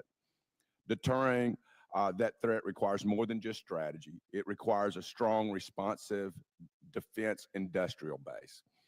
That starts with the timely and adequate investments, and investment begin with a budget. We have to have a budget. Despite the spending, defense spending is the price of deterrence. We've got to stay focused and strong. With that being said, Mr. Secretary, I've championed the Ships for America Act with Mr. Garamendi from California, and Senator Young and Senator Kelly in the Senate. I know the administration is behind this. Right now, are you committed to getting this Ships Act and getting our maritime industry and base to where we need it to do to be a strong maritime nation, which means a great nation? Sir, I would refer to Bryn for the actual details of what is included from that bill in our budget, but I can say top line, we are historically committed. $47 billion in shipbuilding in this budget alone. It was mischaracterized because of baseline versus reconciliation, but when you look at the total investment, historic. Same with defense industrial base. So we recognize the failures and failings of the past. We're also not just pouring money into the same processes. We're hiring innovators, and we've got secretaries who are driving change, personally reviewing each shipyard across the country to recognize what's failing and what isn't, how we address workforce issues, how we address modernization. I'm going to take that as a yes where I can So get it's a something yes. else because we work with the administration, the Senate, and the House, bipartisan, bicameral, throughout the administration to get that done. Acquisition reform. General Caine, thank you for your leadership. As the committee works to streamline acquisitions through the SPEED Act and give program executive officers, PEOs, more agility, I want to make sure that we're doing the right things at DOD writ large, especially when we're talking about Navy and Air Force and some of the programs that we do. Requirements cannot be shifted on a yearly basis. They at least need to stand steady through an administration. So we need requirements that are steady. We can't tell them how to build things. What we need to tell them is the capabilities we need and let industry build that. We can't always let perfect be the enemy of good. We need to keep and maintain during the acquisition process intellectual property rights so that we can repair those things ourselves, so that we can 3D print. There are so many things that we can do better that we put artificial barriers because we have a risk-averse DOD now, especially in acquisitions. And finally, we need to make sure if we say we're building 4 destroyers next year, we don't need to next year say, well, we're going to change that to 3. We have to send a steady demand signal. We have to do block buys, and we have to hold these PEOs responsible for finishing the program or at least getting it to a point where it's in production. We cannot rotate every 2 or 3 years. Are you committed to make sure that we do everything we can to help our industrial base, give the Army, Air Force, Navy, and Marines the products they need to win? Well, sir, there was a lot of goodness in the statement. And by the way, thank you for your service yourself here in the uniform for so many years. You covered a lot of ground between requirements to PEOs. One of the things that I think we, both the military and the Congress, are going to have to think through is how do we buy aligned with the technology development curve, back to your point about requirements. And what I need to try to think through with you is how do we ensure that the force of the future has the relevant and current combat capability to dominate on the battlefield.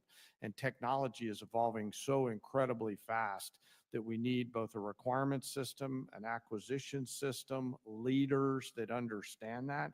And I think that's going to require some partnership between the department and the Congress to think through that and clarity around what are we solving for. And finally, real quick, Secretary Hegseth, please have the Navy get us a shipbuilding plan that is not an option. We have not had one for the last 7 years. Please get us a 30-year shipbuilding plan, of which the first 4 years are locked in. Gentleman's time's expired. Chair, and I recognize the gentleman from Massachusetts, Mr. Keating. Thank you, Mr. Chairman. I'm going to take my time to react to the testimony already given. The 3 pillars that each of the witnesses and the secretary highlighted. Pillar number 1, restore the warrior ethos. You know, I've had the privilege in this committee to see firsthand a special window of our troops, their courage, their tenacity, their commitment. You're going to have to restore the warrior ethos, sir. It's already there. We've never lost it. Pillar 2, I just want to highlight something that is a concern. Pillar 2 is the border security issue. And among that, I'm really worried about the agreement with El Salvador that exists. I think it's very cloudy.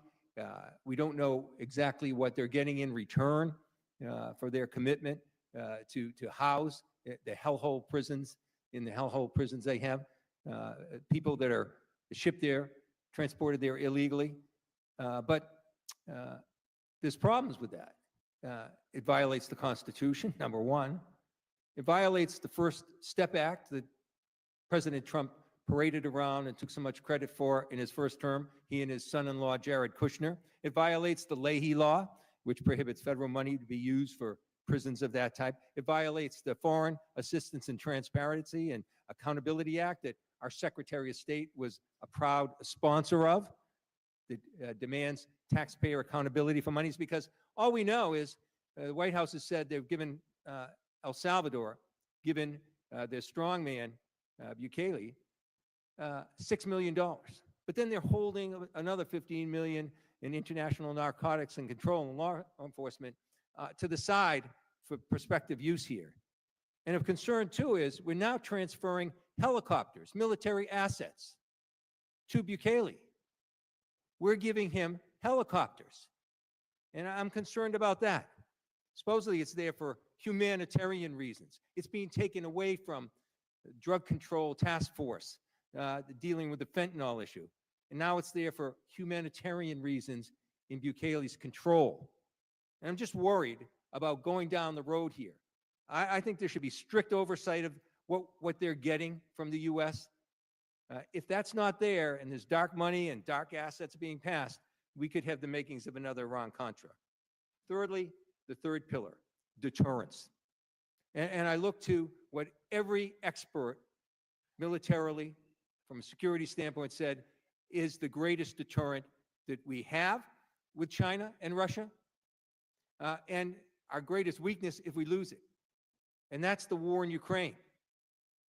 If we fail to support Ukraine and Ukraine loses, that's a green light for China. That's just not my opinion. That's virtually every security expert. We have something China and Russia don't have. We have a coalition of 50 countries, 50 dealing together. They don't have anything near that. Yet, you've attacked that alliance. You said they're pathetic. You called them freeloaders. They have paid, and we want more money, and they're giving more money for their own defense, but they've given $199 billion towards Ukraine, more than the U.S., by the way. And they're not freeloaders when they came to our assistance at 9/11. They suffered thousands of casualties, several hundred deaths. They're young men and women sacrificed to defend Article 5, the only time it was exercised for the United States. They're not freeloaders. They're dealing with that. And yet today, you attacked one of them saying that now you've confirmed that the U.S. has plans in place to invade the territory of a founding member of NATO, Denmark. That's not being strong. That's not being strong. It's also chaotic. This is the chaos cabinet when it comes to Ukraine. Secretary of the Treasury, Putin is a war criminal. Trump's chief negotiator, Putin is trustworthy. He's not a bad guy. Secretary of State, Putin was a war criminal, I guess, but now he's not. He doesn't know. Trump says Ukraine was the aggressor. The Secretary of State says Russia was the aggressor. You, sir, Secretary of Defense, said Russia was the aggressor. The chair of Joint Chiefs said yesterday that Putin would even stop at Ukraine. The Trump ambassador resigned because of this policy. And I think Vice President Vance said it best. He said he doesn't care what happens to Ukraine one way or the other. That is not strength. That is not using our coalition. That is not deterrence. You're wrong on all your pillars. I yield back. Gentleman yields back. Chair now recognizes the gentleman from Nebraska, Chairman Bacon. Thank you, Mr. Chairman. I want to welcome all three of you here. I appreciate you being here, and I want to congratulate the chairman. I served 3 decades in the Air Force. I didn't serve with you, but many of my friends have, and they think very highly of you. So our congrats. Mr. Secretary, during your comments early on, I would say I agree with you. Homeland security, defense of the homeland is important. China is our pacing threat. I agree with that. But we never hear Russia. You didn't mention it in your comments up front. It's not just you, it's the entire administration.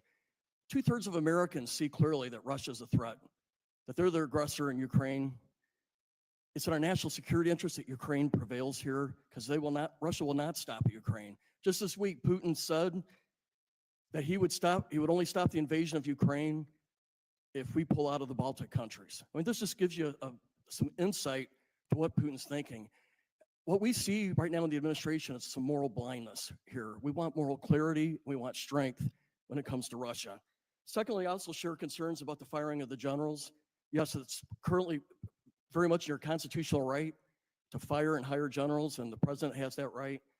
But there's also decency involved here. I've known many of these people. I was served with most of these folks when I was a colonel and as a 1-star. I knew one as a captain. They served their whole adult life. And I think they deserved an explanation why they were fired. I think the American people deserve that as well. And the impact on Cyber Command, having General Hawk fired. We groomed him for over a decade to fill those shoes. And I don't know if anybody can fill those shoes right now. It's going to take a year or two for people to get there.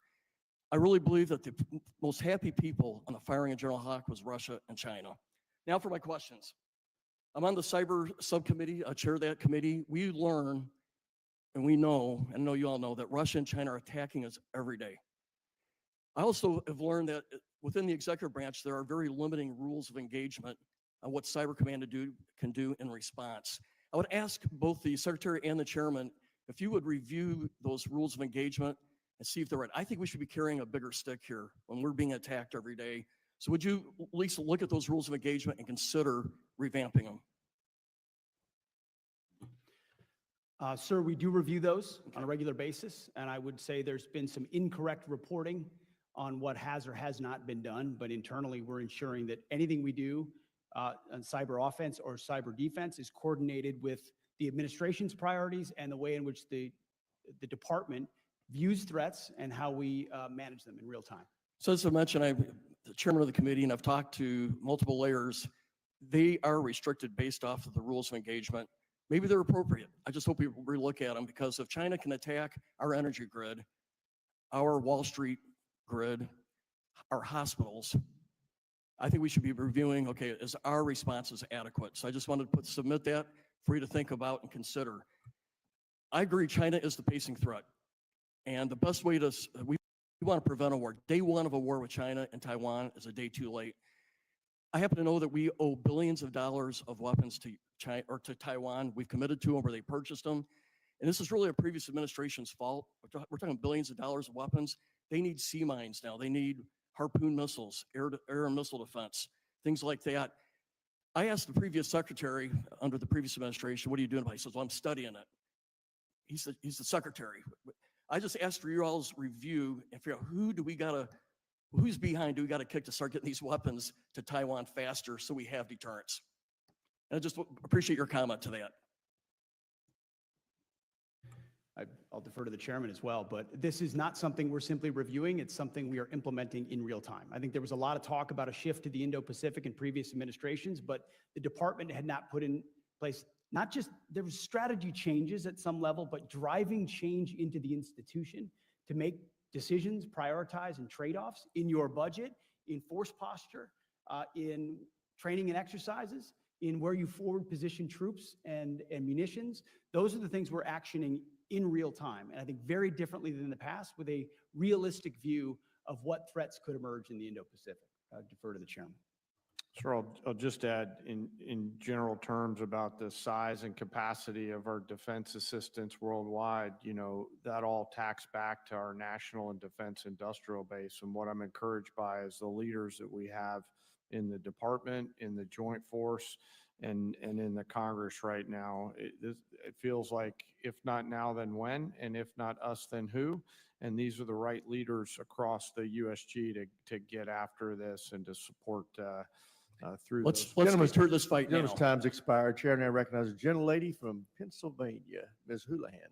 Thank you, Mr. Chairman. Mr. Secretary, I've been looking forward very much to our time together. My name is Chrissy Houlihan. In addition to representing a part of Pennsylvania, the 6th District, I also am a veteran. I come from a family of veterans and service members, and it's very deeply personal to me, this conversation that we're having, as I know it is to you as well. Over the last several days, I've had the opportunity to watch a bit of the hearings that you have testified at this week, and I can see and know that you have quite a bit to say. But since I only have 5 minutes, I'm going to try and focus my time on a concept that you talk about very frequently, and that is lethality. By definition, lethality simply means being capable of causing death. Secretary Hegseth, I have a couple of clarifying questions that I'd like very much to get through. So in the interest of time and efficiency, I would ask just simply for a yes or no from you for the answers to these questions in advance, and I thank you. So given that definition of lethality, would it be fair to say that both men and women are, generally speaking, capable of causing death?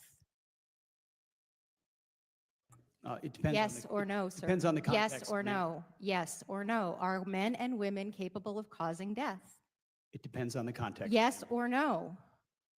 It depends on the context. It's unbelievable to me that you can't come up with an answer whether or not a man or a woman can cause death. That's an obvious yes. Would it be fair to say that the U.S. military trains our soldiers in multiple ways to be capable of causing death, whether they are men or women? That's a big part of our job. Yes. Would it be fair to say that both men and women are capable of pulling a trigger of a rifle to cause death? Yes or no? Sure. And would it be fair to say that both men and women are capable of operating an unmanned combat drone or maybe pushing a button to launch a missile to cause death again? Yes or no? I know what you're getting at, ma'am. Yes. But it is, So lastly, men and women sir, carry equipment differently, a lastly, sir, 155 round lastly, differently, a sir, rucksack differently, reclaiming a my 240 Bravo time, machine gun I asked differently. about There missiles are and drones, different It is sir. the gentlelady's Reclaiming my time. between men and reclaiming women. my Ms. time, Pauls, sir. it is the gentlelady's time. Would it be fair finally to say that both men and women are capable of piloting a jet or a helicopter to combat people and to cause death as a consequence? A lot of wonderful Yes female pilots. or no? So while I agree with you that physical fitness, as you were mentioning, is a very strong and important component of lethality, the warfighter that you have written about in your books and talked about on various podcasts is but a very, very small piece of the overall lethality picture. In fact, we estimate only about 10% of our military personnel are directly involved in the kind of combat that you're referring to. Rather, 90%, that's the math, of our troops are doing other jobs that support and enable those 10%. So to put it simply, lethality cannot be measured solely by the damage that a 6'3", 225-pound Christian male with a rifle can do to the enemy anymore.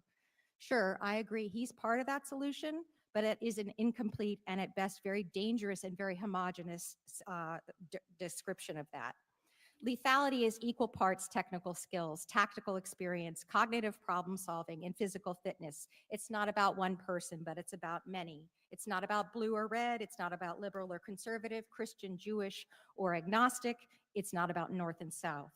Here are some statements that you have said previously about women in service.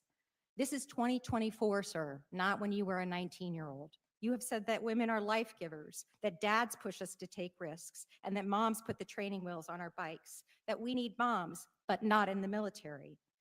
Secondly, you have said, I am straight up just saying we should not have women in combat roles. It hasn't made us more effective, and it hasn't made us more lethal. With what's left of my time, sir, I will say to you that women have served our country for 200+ years in our militaries and in service and protection of our nation. They are watching you, what you do and what you say, and we deserve better from you. Women can and do serve with lethality today. We can and do all of the jobs that are required of us. Yes or no, do you believe military women should be in all roles in the military? Women have joined Yes our or military no, in sir? record numbers Should under this women be administration. in all roles in the military? Standards should be high and equal for Yes all or positions. no, sir? We agree. Should they Standards- be in all roles in the So military? my job is that Yes 10% or no? stays as sharp as Reclaiming my possible. time. Standards should be high and equal. Reclaiming my time. Will you agree that that women should be able to perform in all combat roles, assuming they meet the standards? Gentlelady's time's expired. It's all about standards. Before we move to the Disappointing. next witness, I would like to hearken back to my several decades ago time as a trial lawyer and remind the members, you control your questions. The witness controls his or her answers. You can ask a yes or no question, but the witness is entitled to give his or her answer the way they choose to frame it. With that, I recognize the gentleman from Texas, Dr. Jackson. Thank you, Mr. Chairman, and thank you to our witnesses for being here today. I deeply appreciate your time. Mr. Secretary, I would like to start by apologizing for some of the rude and childish behavior that was demonstrated earlier by one of my colleagues. I think I speak for several members on this committee. I apologize for that. Unfortunately, it's probably not the last bit of disrespectful grandstanding that's going to take place before this hearing is over. Secretary, under President Donald Trump's leadership, our government has been refocused on the most pressing challenges facing our nation. Instead of woke DEI and climate change programs, this administration is advancing our military readiness and lethality. As adversaries seek to challenge the United States, we must do better to equip, train, and defend this great nation. And Mr. Secretary, on behalf of the patriotic Americans in the 13th Congressional District of Texas, I want to thank you for what you're doing to reclaim our military. I think you're doing a wonderful job. Last month at SOF Week, you stressed an important and foundational SOF truth.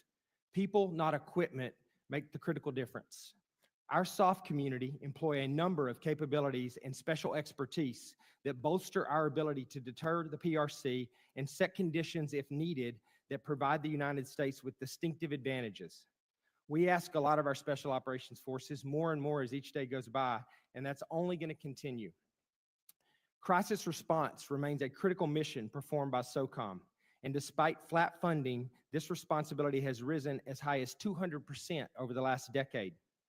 Mr. Secretary, as you highlighted during SOF Week, our operators' lethal precision and timely crisis response capabilities have met these growing demands every single time. Given this significant and sustained increase in operational tempo, what can the department do to alleviate resource constraints in SOCOM's budget to ensure critical crisis response capabilities are properly funded and that our SOF operators can continue to meet the evolving global threats, both with great power competition and in the counterterrorism arena? It's a great question, sir. I appreciate it. We start by listening to those units, to those men, what they're facing, what they need, what their families need, and then resource it. Because not only have they been used more than anybody else over the last 20 years, but even in just the last 4 or 5 years, the amount of times we call on the special forces community, special operations community has increased. So the funding needs to match that, which you'll see in this budget. The training needs to be commensurate with it. And then I think morale and standards really matter. There's a reason why we've looked at schoolhouses of some of our most elite special operations forces and ensured that standards have not eroded, because under the previous administration, for political reasons, in pursuit of political correctness, for other ideologies, standards were dropped, whether formally or informally, amongst certain communities, to sometimes reach quotas or sometimes for ideological perspectives. We want to ensure standards go up to the highest possible level. Anyone who can qualify meets those standards. And guess what that does for those units? It increases morale, increases unit cohesion, because they know they're as capable as they can possibly be. Thank you. General Caine, do you have anything to add to that? Sort of most of those matters are policies that my civilian leaders set and not something that the Joint Force weighs in on, as you know, and thank you for your service. Yes, sir. Thank you. And I will say that, we've had lots of discussions about this, and I know you're aware of this, but the special operations community is being spread extremely thin right now. And, SOCOM, JSOC, they're repeatedly and more often having to tell the geographic combatant commanders that they cannot do what they're being asked to do just because they don't have the resources or the people to do the job. So anything I can personally do, and I'm sure many others on this committee, we're willing to make sure that we can do that. And with that, Mr. Chairman, I yield back. Gentleman yields back. Chair now recognizes the gentleman from Colorado, Mr. Crow. Thank you, Mr. Chairman. Thank you, Chairman Caine, Secretary Hegseth, and Mrs. McDonald. You're doing a great job today, Mrs. McDonald. Secretary Hegseth, we have a lot of things in common. In fact, our careers started the same way. We were both infantry officers. We were both platoon leaders. We both deployed our platoons to combat in a counterinsurgency environment. There are very few better leadership training grounds than that experience, and it's that experience that I want to transport us back into time, back to Lieutenant Hegseth and Lieutenant Crow. There are a lot of things that make a leader and that make a unit effective. Would you say that unit cohesion is important? Unit cohesion amongst many is very important, yes, sir. It's an important element. And part of that is making sure that all members of your unit felt included in that team, correct? Far more important that every member of that unit felt capable to do the mission and united in that mission. But that they were included and felt part of the team as well. I wouldn't use the word inclusion, sir, but yes, they were cohering as a team, yes. And that you reduce tension and infighting and points of tension between your platoon members so that you can focus on the mission. That was a part of the regular job. Absolutely. That's why I've said that our diversity is our strength is the single dumbest phrase in military history. And words are our important. Unity is our strength. And so unity amongst members, despite differences of backgrounds, race, whatever that is. And I we agree are with you shared on that. Together And, on a mission. and words, part of that is words are important and setting the tone is important, correct? When you're a leader. All aspects of leadership, mostly leading by example. Did you ever and tell them also your giving political clear affiliation? guidance. Did you ever tell your platoon members your political affiliation? We certainly discussed lots of topics, and I'm sure my political affiliation. Did you ever ask them theirs? No, their political affiliation was never a concern to me. Because it's important that everybody feel included and that people weren't excluded, correct? That would be My platoon, antithetical to I'm sure my platoon contained Republicans, Democrats, and independents, and I had no idea what their affiliation was. Okay, that was actually my next question, so I appreciate you answering that. You led your unit in a counterinsurgency environment and you interacted with civilians, correct? Interacted with members of the civilian population, interact, sure. And you were in fact a Caine instructor, a counterinsurgency instructor, correct? In Afghanistan in 2011 and 2012, I was the senior counterinsurgency instructor. And you signed off on a manual. There's actually a counterinsurgency manual that you signed off on and helped create. And your name's on that manual, correct? We were a part of creating a lot of content at the Caine Academy, yes. Do you remember this portion of the manual? It says if you've killed 2 innocents, you've set yourself back more than you've moved forward. Do you still agree with that? I would have to take a look at the manual, but obviously no one in warfare is seeking to kill innocents. Okay. Because it's important to show why we're different from the enemy. Because we're not the enemy, right? We're different from our adversary. Would you agree with that? We have different morals and different values. We are not the enemy, sir. We have different morals and we have different values than the enemy. We have a code, a uniform code of military justice. The answer to creeds that is inside our yes. formations that You're we not abide trying by. to compare us to Al-Qaeda and ISIS, are you? We're different. I know the code of the United States military and army that I signed You up can't for. tell me God whether we're raised my different? right hand. You're not willing to say we're Of course, different? we're different. Okay, I thank mean, you. It's absurd. That's why I'm trying to reconcile the fact that we learned many of the same lessons as platoon leaders about unit cohesion, making sure that people were included, that we didn't ask people's political affiliation, that we interacted respectfully with civilian populations, that what a leader says matters, that the tone you set matters, that we are not the enemy, that we are different from them, we lead differently, we have different morals. How can I reconcile that experience and those lessons learned from Lieutenant Hegseth to now Secretary Hegseth, where you say things like what you just saw here, making us equivalent on the same standards as our adversaries, doing the same things that ISIS and Al-Qaeda would do? How can you possibly reconcile that? I can't. And just the other day down at Fort Bragg in our beloved 82nd Airborne Division, sitting there while we politicize the military and pull our paratroopers into politics, booing elected officials, booing politicians with whom you disagree. It's antithetical to our values, and you, sir, Gentlemen, have changed. time's expired. Chair now recognizes the gentleman from Florida, Mr. Jimenez. Thank you, Mr. Chairman. Mr. Secretary, when you say that you want the military to have standards, high standards, is that for each job classification you are going to be setting the standards that that job classification merits? Sure. So if you're looking at combat arms, you're going to have a certain set of standards there that are very important. And that anybody who meets that standard is qualified to have that job, whether it be male, female, whatever race, political affiliation, et cetera. That is we've made that clear from day one, that those jobs are open to anybody that can reach the standard for that particular job. It shouldn't be lowered for any reason. Fair enough, but are you, when you're setting these standards, are you going to make sure that they don't set artificial barriers for entry for anybody? In other words, if you don't want a particular race or gender, you're going to set standards that kind of, push them away? Or are you going to be fair in setting your standards? The only thing that matters in the setting of standards is the capability to do the job. Fair enough. And I think that that's all we ask for. I'm going to transition a little bit, and you're saying about peace through strength. Our doctrine is peace through strength, correct? Yes, sir. And the only way that really that works is if your enemy knows that you will use that strength. Is that correct? Yes, credible and capable matters. And would you say that if you are ambiguous about using that strength, that actually invites not peace, but war?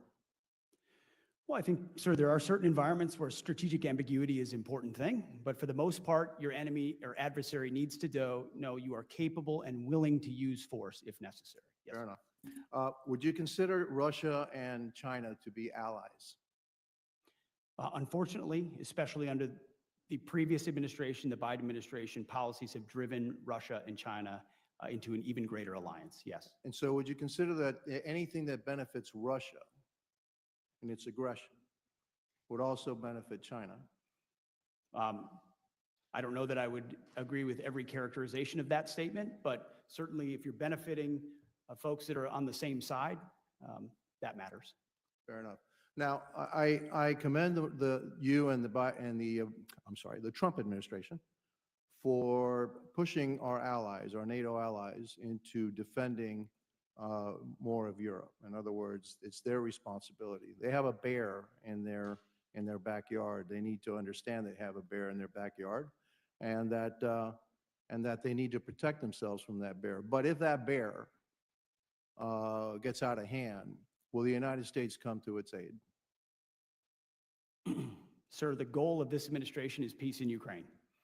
And there's no doubt about that. And we understand I'm who not the talking aggressor is in that about scenario. Ukraine. I'm saying if the bear, okay, and we are NATO, we're part of NATO, okay?